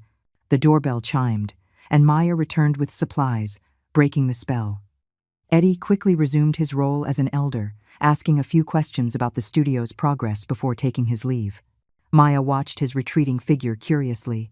"Helen, Mr. Hayes is so kind to you." I lowered my head and continued sewing. "He's just doing it for Claire's sake." "Is he?" Maya said thoughtfully. "I don't know.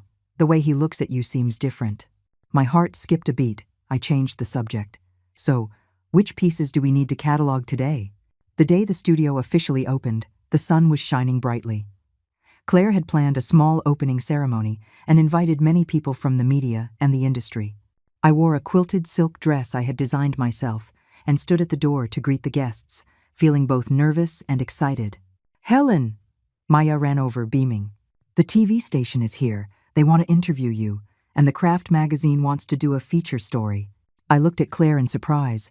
She winked. "I sent out a few press releases. I didn't expect such a great response." During the interviews and tours, my quilts received endless praise. The pieces that incorporated personal memories were particularly moving: the wall hanging made from Michael's baby clothes, the fabric art that replicated old photographs, and even a jacket pieced together from various work uniforms, telling the story of an ordinary working woman's life. "Mrs. Miller," an art critic said, taking my hand, "your work transcends the category of traditional craft. It has reached the level of emotional art. Stitched into these threads is the collective memory of a generation." Such high praise was overwhelming. I had never imagined my needlework would be called art, let alone that I would one day stand in the spotlight, receiving applause. Just as the event was in full swing, I saw a familiar face in the crowd: my old colleague from the factory, Patty, whom I hadn't seen in years. She pushed through the crowd, her eyes filled with tears. "Helen, it really is you." I saw the report on TV and came as fast as I could. "Patty," I exclaimed, hugging her tightly, "how many years has it been?" "Over 20 years, Patty patted my back. "Your son is all grown up, and he married such a beautiful wife." She looked around and lowered her voice. "Is that Mr. Hayes, the same young manager from back then?" My heart pounded. I never thought Patty would recognize Eddie after all this time. Back then, our romance had been the talk of the factory, ending with his sudden transfer. "Shh," I said, nervously glancing around. "Don't say anything." Patty nodded knowingly. "Don't worry, I get it." She touched the quilts on display. "Helen, you finally made it. You were always the most talented one in the workshop. It's a shame." "It's not a shame," I interrupted with a smile. "Every experience is a treasure. Without those years of hard work, I wouldn't have the pieces I have today." End of quote. Patty nodded, her eyes red. "You're right. The old gang will be so happy to hear how well you're doing." Her words made me think of my other former colleagues. In those years of scarcity, we women supported each other, sharing fabric scraps and techniques, finding small joys in our monotonous work. Maybe I should find the time to visit them.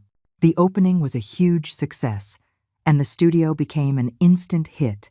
In the following days, orders and inquiries poured in. Claire decided to take a leave of absence from her job to manage the studio full-time. Maya became our first official employee, responsible for client communication and archiving the work. In the midst of the hustle and bustle, my mental state was surprisingly good. The Alzheimer's symptoms seemed to have retreated. The doctor had said that a positive attitude and a regular routine were crucial for managing the disease. Now, I had clear goals every day, the companionship of family and colleagues, and a constant stream of creative inspiration. This life was indeed the best medicine. But the good times didn't last. A little over a month later, I arrived at the studio one morning to find that I couldn't open the door. Upon closer inspection, I saw the lock had been filled with superglue. "What happened?" Maya asked in shock when she arrived. "We called building security to open the door, and the scene inside left us horrified. The display shelves were overturned, fabric was strewn everywhere, several finished pieces had been slashed with a knife, and on the wall, spray-painted in red, were the words fraud and thief." "Oh my God," Maya gasped, covering her mouth, tears welling up. "Who did this? Why?" My legs went weak, and I had to lean against the wall to keep from collapsing. Among the destroyed pieces was the one I had been preparing for an upcoming national craft competition, a piece that had taken me 2 full weeks of painstaking work. The police arrived quickly, took our statements, and checked the security footage. But because the building's surveillance system was being upgraded, the footage from the previous night was missing. With no leads, the case was at a standstill. Claire and Michael rushed over. Seeing the vandalized studio, they were both furious. "It must be a competitor," Claire said through clenched teeth. "We've taken on a lot of high-end custom orders lately. We must have cut into someone else's business." Michael was more concerned about my well-being. "Mom, don't be too upset. We can remake the pieces. I shook my head, unable to speak. It wasn't just the work that had been destroyed. It was my heart and my memories.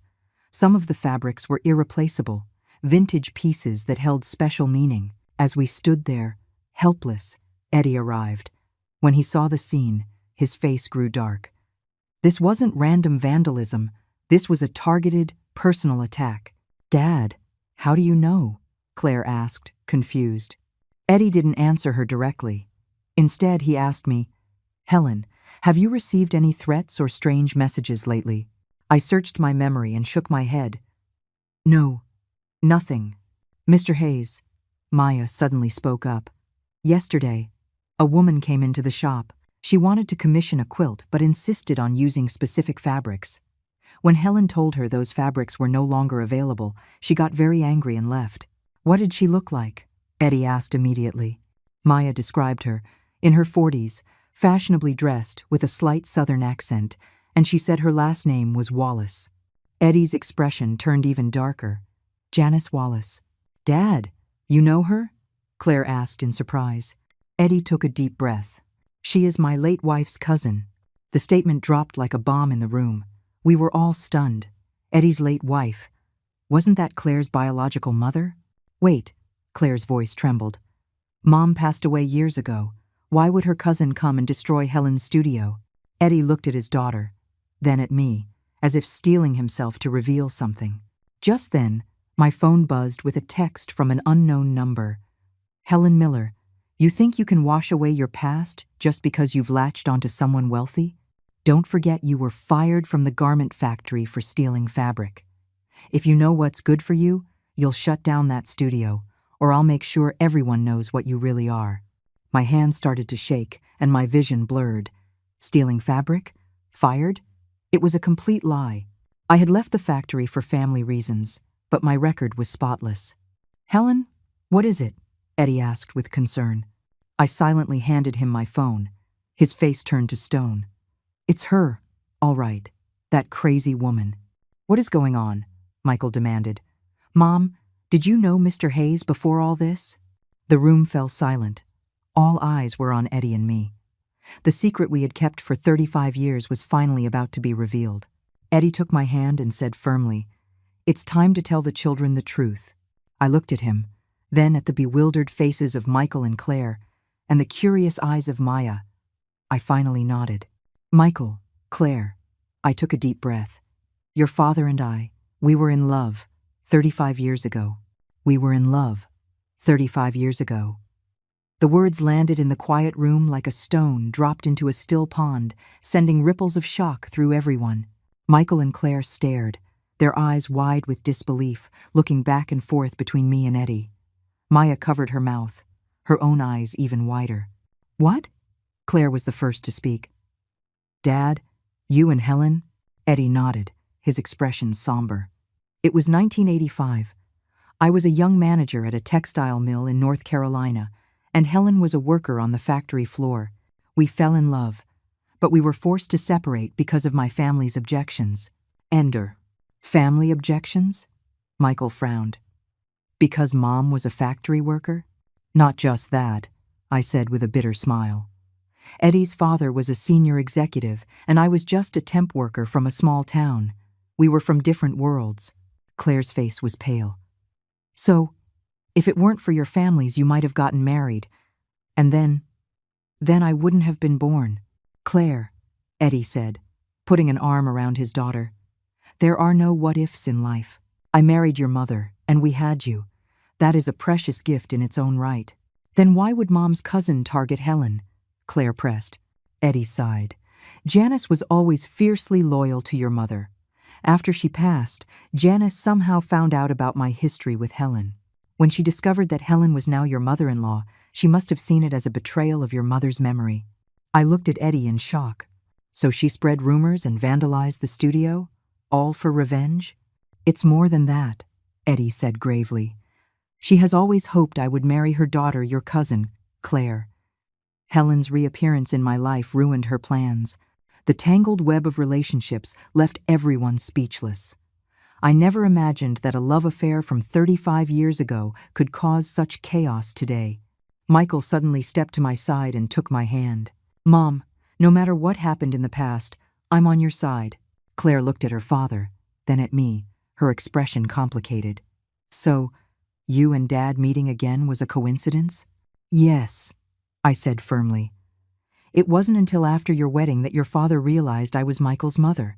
And the studio was purely because I admire Helen's talent, Eddie added. It had nothing to do with our past. Claire took a deep breath, seemingly processing all this new information. Finally, she walked over to me. Helen, I am so sorry. I can't believe a member of my family has caused you so much trouble. I shook my head. It's not your fault, but I suppose the studio will have to close for a while. No, Claire's voice was suddenly strong. We will not give in to such despicable tactics. Dad, can you handle things with Aunt Janice? Eddie nodded grimly. Leave her to me. Good, Claire said, looking around the devastated room. We'll clean this up and repair what we can. The competition piece that was destroyed. Helen, is it possible to remake it? I looked at the slashed pieces of fabric, my heart aching. There's not enough time. The deadline is next week. I can help, Maya said suddenly. Helen, my skills are nothing compared to yours, but I can handle the basic stitching. If we work day and night, we might be able to finish it. Michael joined in. Mom, I can help too. I can't sew, but I can be an extra pair of hands. Looking at the eager faces of these young people, the darkness in my heart began to lift. They were right. I couldn't let this defeat me, not when I had so much support. All right, I said, straightening my back. Let's give it a try. For the next few days, we worked like a small, dedicated army. Claire handled all the external communications and material sourcing, while Michael took care of all the physical labor and errands. Maya became my right-hand woman, completing the foundational sewing according to my instructions, while I focused on the most intricate design and patchwork.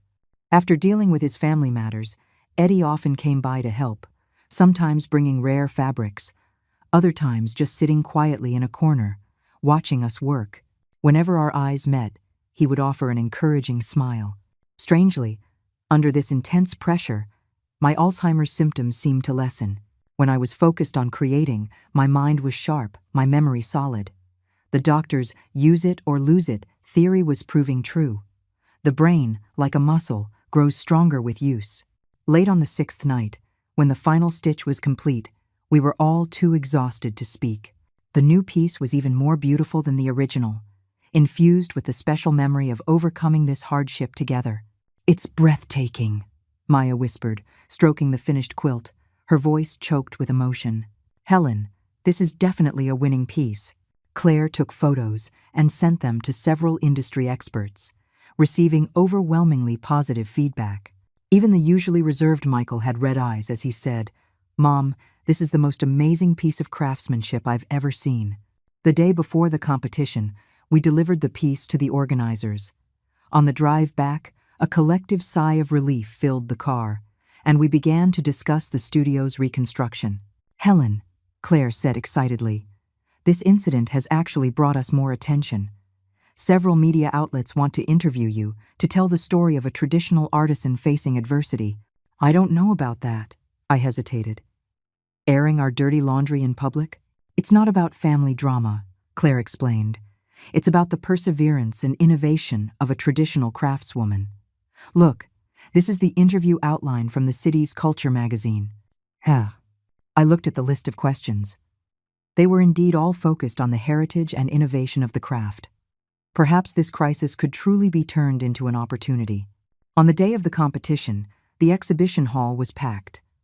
My piece, titled River of Memory, was displayed in a prominent location. It was a large fabric mural, pieced together from hundreds of fabrics of different colors and textures, depicting a river flowing from a snow-capped mountain to the vast ocean, symbolizing the journey of life and memory. The judges spent a long time in front of my work, speaking in low tones. I watched them touch the texture of the fabric, examine the stitches on the back, their expressions shifting from surprise to admiration. In the end, the result was something no one expected. I won the Special Innovation Award. In his speech, the head judge said, "This work elevates the traditional craft of quilting to the level of high art. Every stitch is imbued with emotion. Every piece of fabric carries a memory. It is a perfect fusion of skill and soul. Standing on the stage, looking out at the applauding faces of Michael, Claire, Maya, and Eddie, I was too moved to speak. In that moment, all the hardship and pain felt worthwhile. In the interviews that followed, a reporter asked what advice I had for young artisans. I thought for a moment and said, "Hold on to what you love, and love what you hold on to. A craft is not just a way to make a living, it is an expression of the heart. No matter what difficulties you face, never give up the power to create beauty." My words were quoted by several media outlets, and my studio's fame grew. Orders flew in like snowflakes. We had to start a waiting list. After the storm, the studio was renovated and reopened, more spacious and bright than before. Claire resigned from her corporate job to become the full-time studio manager. Maya officially became my assistant and apprentice, and Michael handled our finances and legal affairs. Our small team worked together seamlessly, and the business thrived. Eddie was a frequent visitor to the studio, sometimes bringing rare fabrics, other times just sitting and watching. We maintained a comfortable distance, not as passionate as we were in our youth, but not as formal as strangers. The 35 years between us had built an invisible wall, but we had learned to watch over each other from either side. One weekend afternoon, Claire had a sudden proposal. "Helen, I want to learn how to quilt. Will you teach me?" I looked at her, surprised. Why the sudden interest? She gently touched her growing belly. "I want to make something for the baby, just like you did for Michael." My heart melted. This once pampered girl was learning to be a mother, and she wanted to express her love in the most traditional way.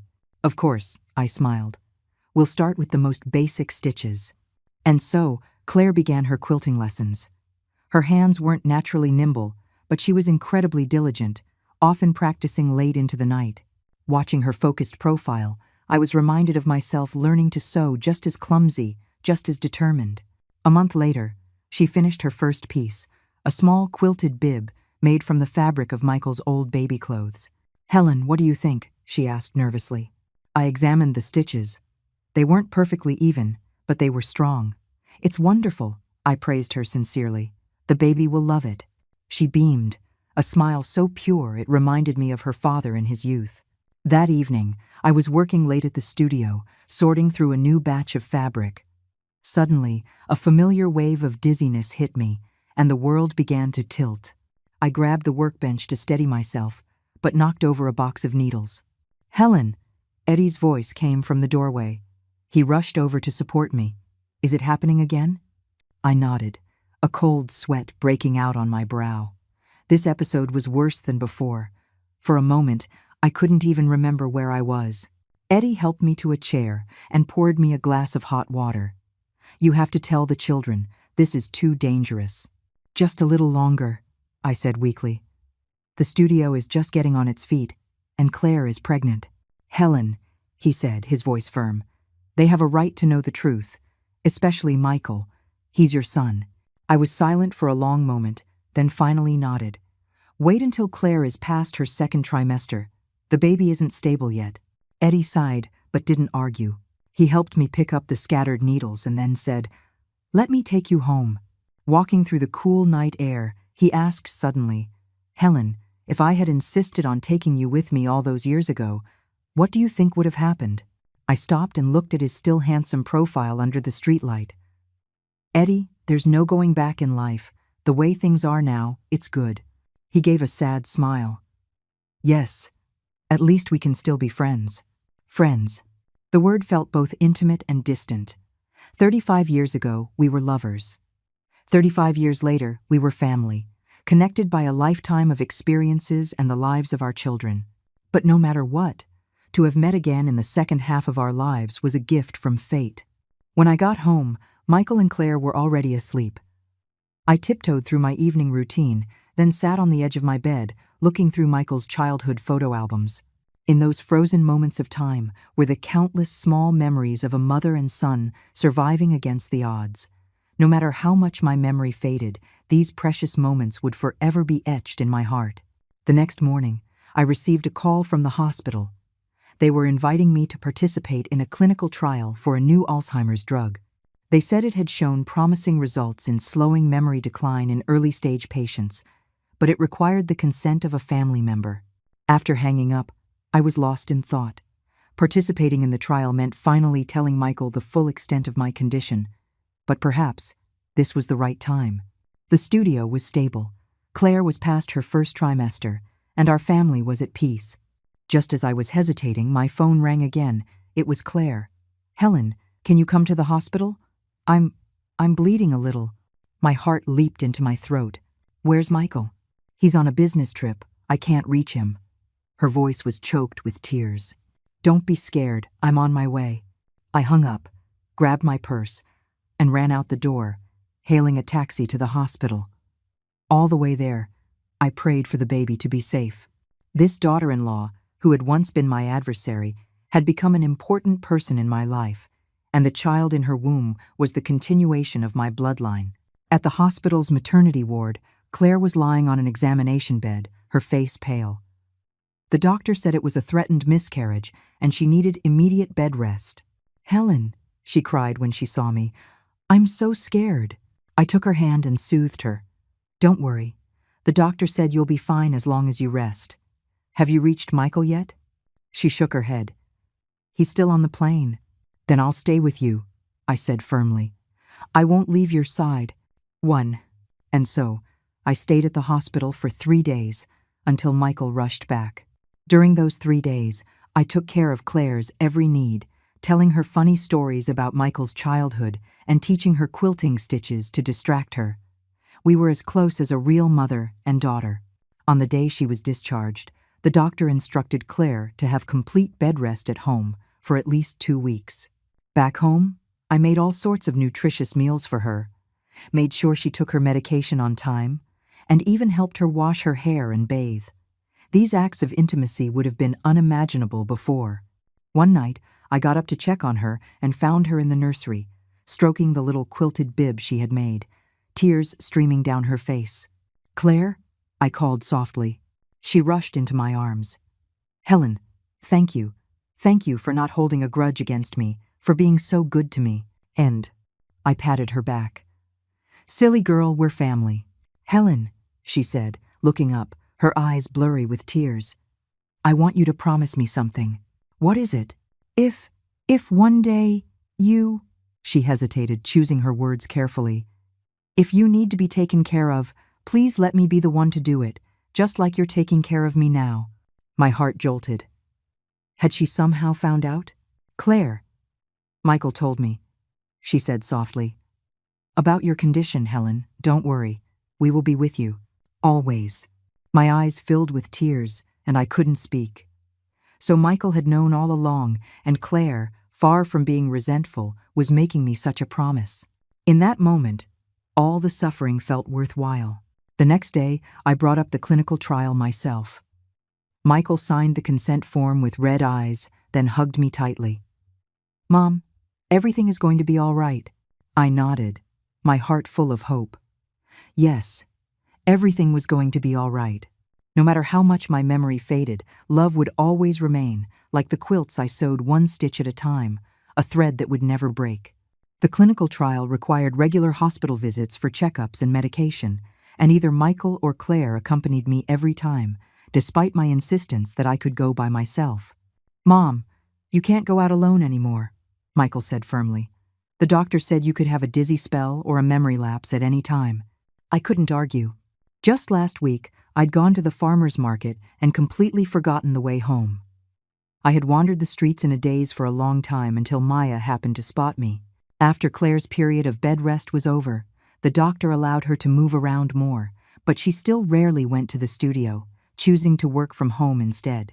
We often sat together on the balcony, she on her laptop, me with my quilting, exchanging a few words now and then in a warm and peaceful atmosphere. "Helen," she asked suddenly one afternoon, "can you teach me how to embroider the baby's name?" "Of course," I said, putting down my work. "Do you know if it's a boy or a girl yet?" She smiled mysteriously. "We do, but I'm not telling Michael yet. I want it to be a surprise." I showed her how to embroider letters on a tiny shirt. She worked clumsily but with intense concentration, constantly asking, "Is this right? Watching her focused profile, I was reminded of myself embroidering Michael's name for the first time when he was just 3 months old. I had stayed up all night preparing his outfit for a family gathering, every stitch filled with a young mother's hopes and dreams. "Helen," Claire interrupted my reverie, "did you and my dad keep in touch after? You know?" I shook my head. "After he went abroad, we lost all contact, until we became family." "I see," she said, then hesitated. "Do you resent him for not fighting for you back then?" The question made me pause my needle and think. No, I don't. In those days, family pressure was immense. Not everyone had the strength to resist. Besides, I smiled at her. If he had, there would be no you, and Michael would never have met you. Claire looked thoughtful. "But don't you feel any regret?" "Life is full of regrets, Claire," I said softly. "What's important is to cherish what you have now." She nodded and went back to her embroidery, then suddenly said, "Helen, I think Dad is still in love with you." My needle nearly pricked my finger. "Don't be ridiculous." "I'm serious," she said earnestly. "The way he looks at you is different from how he looked at my mom. It's gentler, more nostalgic." I didn't know how to respond. I had, of course, sensed Eddie's special feelings for me, but we both knew that 35 years and the responsibilities of 2 families lay between us. There was no going back. "Claire," I finally said, "some feelings are best left in our memories." She seemed to understand and didn't press the issue. We continued our needlework in silence, the sunlight filtering through the curtains, casting dappled shadows on the floor. 2 months into the clinical trial, my memory and mental clarity had noticeably improved. The doctor was pleased, saying I was responding well to the medication and it could potentially delay the progression of the disease by several years. "This means you'll have more time with your grandchild," he said with a smile. The thought filled me with hope. I began creating a whole series of baby items, blankets, bibs, sleep sacks, each one pieced together from Michael's old clothes, passing a father's childhood memories down to the next generation. When Claire saw them, her eyes filled with tears. "Helen, the baby will treasure these forever." "I hope so," I smiled. "When he's older, you can tell him that his grandmother stitched them with love, one stitch at a time." The studio's business was flourishing under Claire and Maya's management. We landed several major contracts, including decorative pieces for a 5-star hotel and a limited edition gift series for a well-known brand. The continuous media coverage also brought in many high-end clients who valued not just the craftsmanship, but the story and emotion behind the work. One day, Eddie came to the studio with surprising news. The city's cultural center wanted to host a solo exhibition of my art. "Really?" I asked, unable to believe it. "It's true," Eddie smiled. "The director saw a report about you on TV and was very impressed with your work. The exhibition is planned for the end of the year and will run for 2 weeks." I was speechless with excitement. For an ordinary retired factory worker, this was an honor I had never dared to dream of. "There's one condition, though," Eddie added. "They hope you can create a new, large-scale piece to be the centerpiece of the exhibition." What kind of piece?" "Something that reflects the changes of our time through the lens of personal memory," he said. "The director believes the greatest value of your work lies in how it intertwines your personal experience with the 40 years of social change in this country." The theme was both thrilling and daunting. My life had indeed been shaped by the nation's dramatic transformations from the countryside to the city, from a planned economy to a market economy, from communal living to individual enterprise. Perhaps the story of a small figure against this grand backdrop was worth recording with a needle and thread. "I'll try," I finally agreed. In the following days, I threw myself into creating the new piece. Tentatively titled Threads of Time, the large-scale quilt would be divided into 4 sections: childhood, youth, middle age, and old age, each using different fabrics and stitching techniques to represent a different stage of life. The childhood section used rough, homespun cloth and simple stitches to convey the simplicity of rural life. The youth section used durable denim and strong backstitching to symbolize my years of hard work in the garment factory. Middle age was a complex collage of various patterned fabrics, reflecting the joys and sorrows of raising Michael alone. And old age used high-end silks and delicate embroidery to depict my current, happy life. Claire and Maya helped me gather materials. Michael documented the creative process on camera, and Eddie provided various rare fabrics and advice. This piece truly became a collaborative effort of the entire family. During the creative process, my mind often drifted between the past and the present. Sometimes, as I was sewing, I would suddenly recall a detail from decades ago with startling clarity: the laughter of my sisters on the production line, the joy of receiving my first paycheck, the sunlight on the day Michael was born. These memory fragments, like scattered pieces of fabric, were being stitched back together, one by one. Strangely, the more I immersed myself in these memories, the clearer my mind became.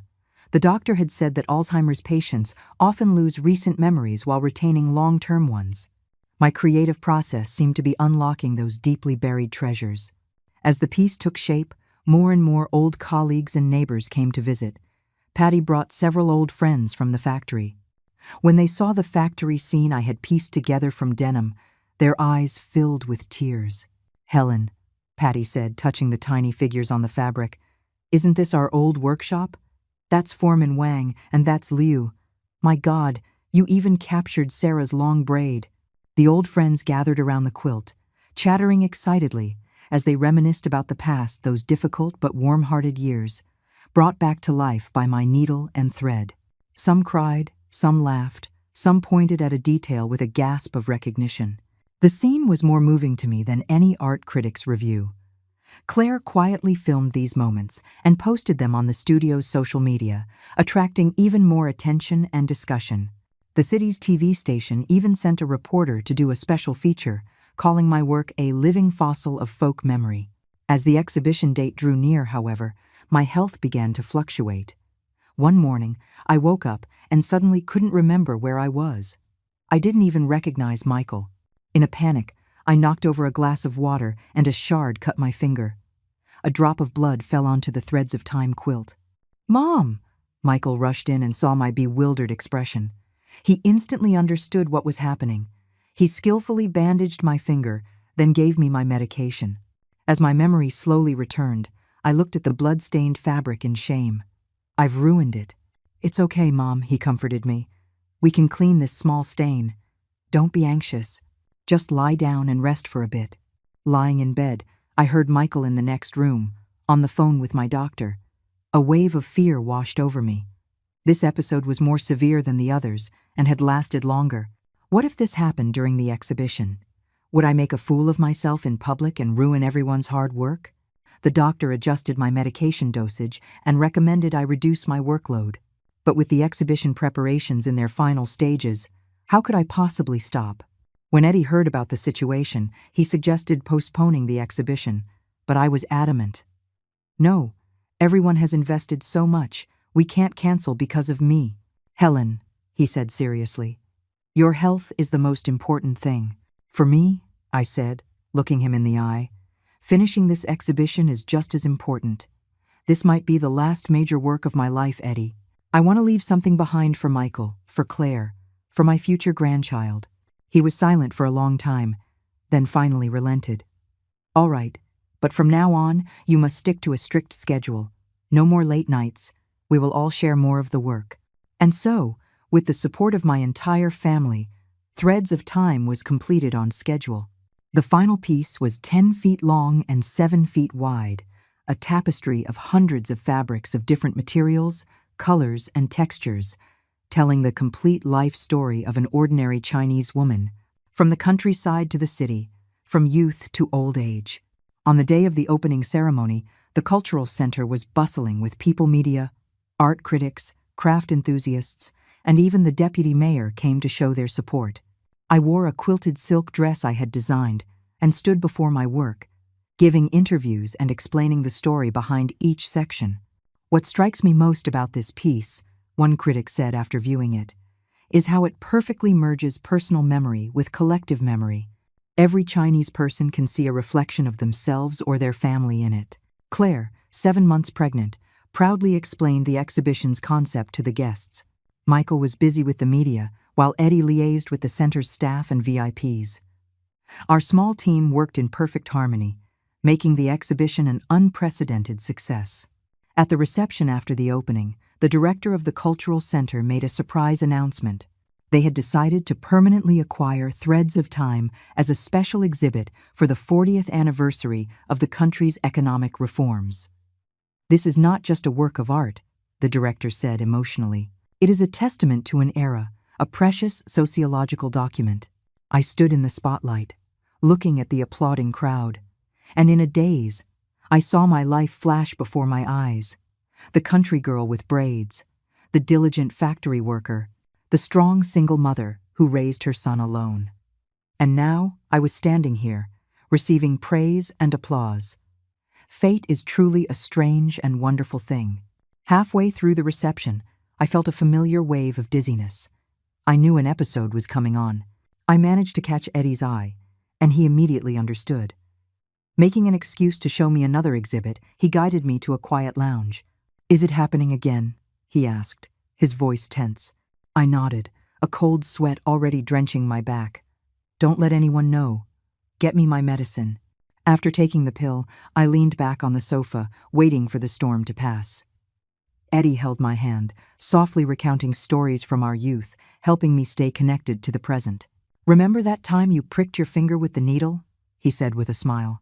"It wouldn't stop bleeding, and I was running around in a panic, but you just laughed and said, 'What seamstress hasn't been pricked before?'" The memory brought a smile to my face, and my thoughts gradually cleared. Yes, what seamstress hasn't been pricked before? Life is the same. There is laughter, tears, and pain, but in the end, they all become indispensable pieces of the quilt of memory. "Feeling better?" he asked with concern. I nodded. "Much better. Let's go back. We don't want everyone to worry." When we returned to the gallery, Michael and Claire were visibly relieved. Claire quietly took my arm. "Helen, do you want to go home and rest?" "No need." I patted her hand. "On such a wonderful day, I want to enjoy every moment." The exhibition ran for 2 weeks and drew a constant stream of visitors.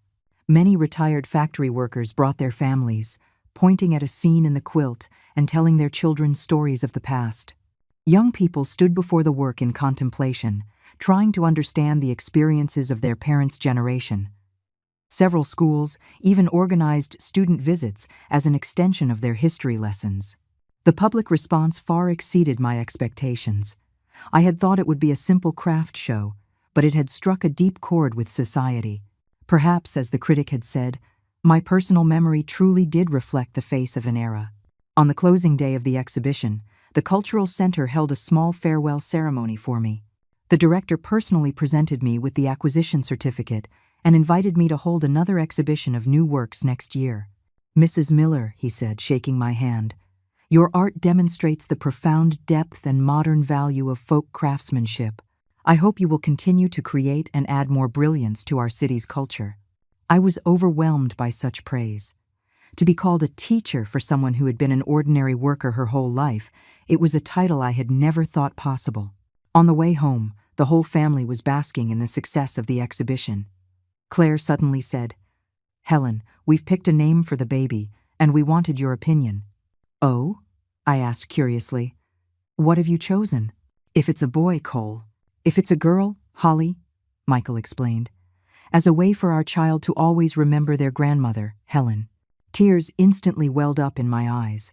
In that small gesture was a world of love and gratitude. No matter how my memory faded in the future, my essence would live on through this child. It was a gift more precious than any artistic achievement. "They're beautiful names," I said, my voice thick with emotion.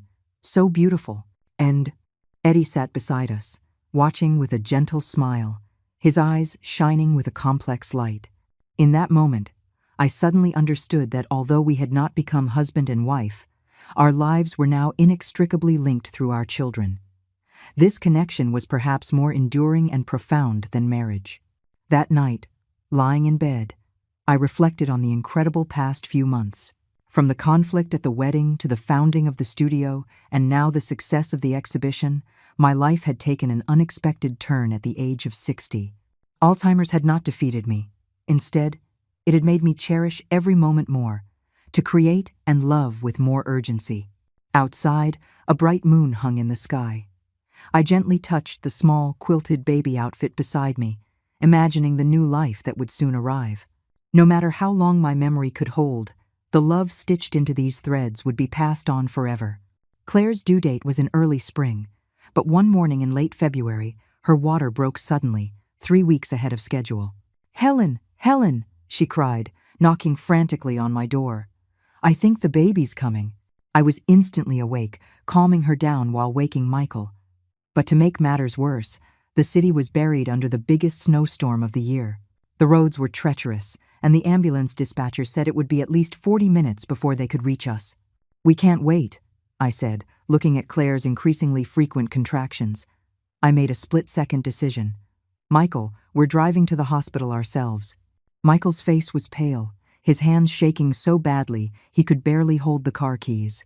I knew he was in no condition to drive safely. "I'll drive," I said decisively. "Mom," Michael stared at me in disbelief. "How long has it been since you've driven?" "Don't worry," I said calmly. "In an emergency like this, my instincts are more reliable than your panic." It was true. I hadn't driven in years and should have been rusty, but in that moment, a strange sense of calm and focus enveloped me.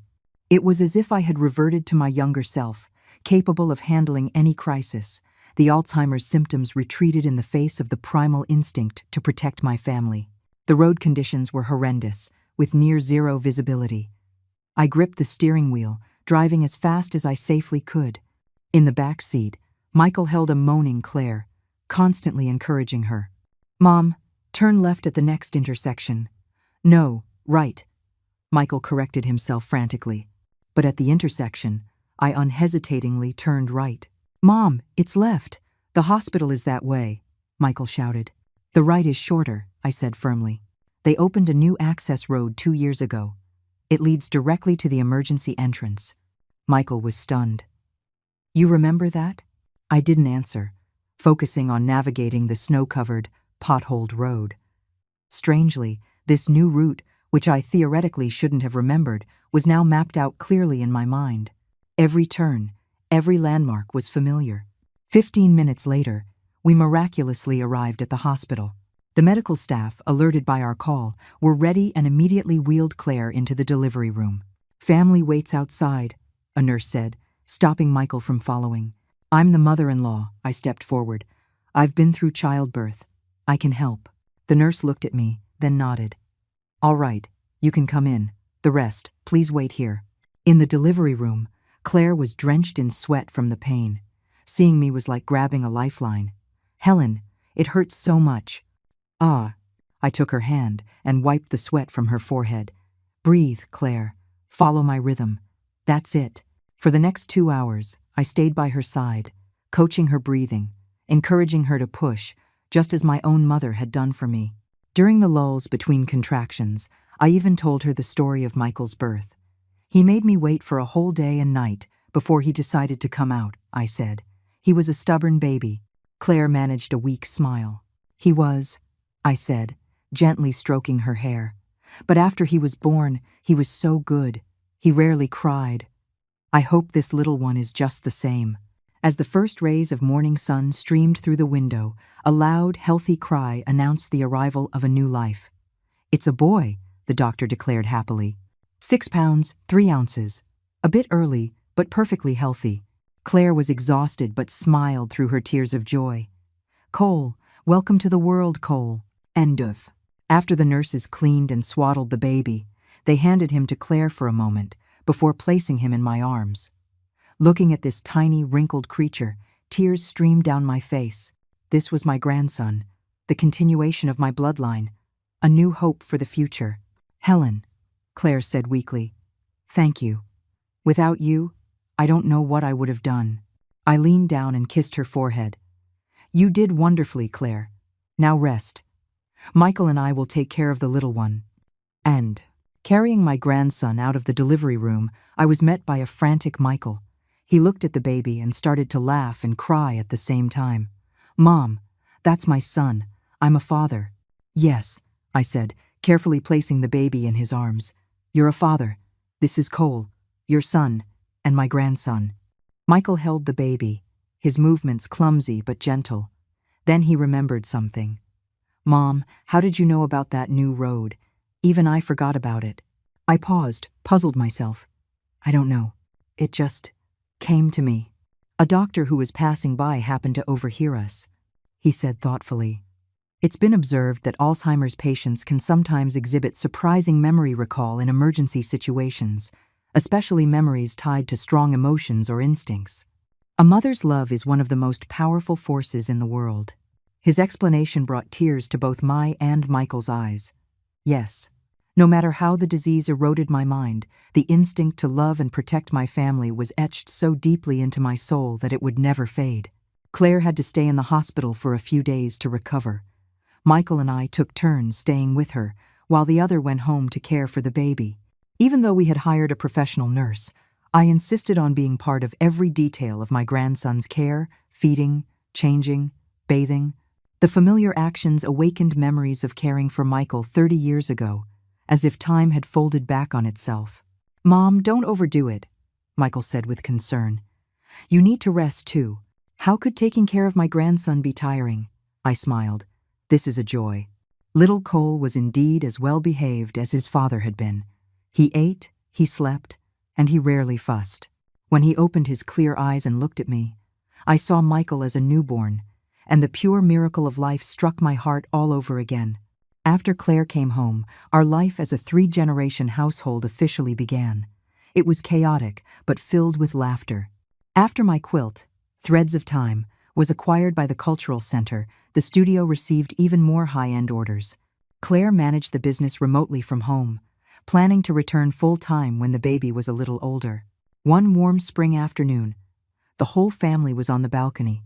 Enjoying the Sunday, Claire held a sleeping Cole. Michael was tending to his potted plants, and I was sewing a new quilt, a commemorative wall hanging made from the blanket and clothes my grandson wore at the hospital. "Helen," Claire said suddenly, "for Cole's 1-month celebration, I'd like to invite my dad over for dinner, if you don't mind." My needle paused. "Of course I don't mind. He's the baby's grandfather. And, she hesitated. "If you're willing, I'd like you and him to have some time to talk alone. He has some things he wants to say to you." I looked up at her and saw understanding and encouragement in her eyes. Had Eddie told her something? "Claire." "Helen," she interrupted softly, "life is short. You and Dad are at an age where some things, if left unsaid, might become permanent regrets." I was silent for a moment, then nodded. "All right." End 1. On the day of the celebration, the house was full of life. Not only Eddie, but also Maya and a few close friends were there. Little Cole was the center of attention, dressed in a quilted outfit I had made, looking like a proud little prince. After the guests left, Claire and Michael made an excuse to take the baby for a walk in the park, leaving Eddie and me alone on the balcony. The spring sunset painted everything in gold, and the breeze carried the scent of flowers. "Helen," Eddie broke the silence, "I've wanted to say something to you for a long time." I nervously clutched my teacup. "Yes? 35 years ago." He looked directly into my eyes. "I didn't have the courage to stand up to my family, and I gave you up. It has been the biggest regret of my life. Eddie, let's not talk about the past." "No, let me finish," he insisted. "Over the years, I built a successful career and had a good family, but in the quiet of the night, I would always wonder, what if I had been braver? What would our lives be like now?" I looked at the silver in his hair and remembered the young manager who had bribed a security guard to let me listen to the radio while I worked the late shift. Time had passed. We were no longer young. "Meeting you again," he continued. "Seeing you still so strong, so kind, so talented. Eddie," I said softly, "we're old now. You have your life, I have mine. The way things are is good." "No, it's not good enough," he said, his voice thick with emotion. "Helen, I want to take care of you, openly and honestly. I want to face this Alzheimer's with you, as your husband." I stared at him in shock. "What are you saying?" "I am asking you to marry me, Helen Miller." He knelt on one knee and took a small velvet box from his pocket. "Not out of pity or a sense of duty, but because I love you. I have loved you since we were young, and I have never stopped." The diamond ring in the box sparkled in the sunset like a single solidified tear. My vision blurred, and my heart was a whirlwind of emotions. "Eddie, this is too sudden." The children. The children are supportive, he said quickly. Claire figured it out a long time ago.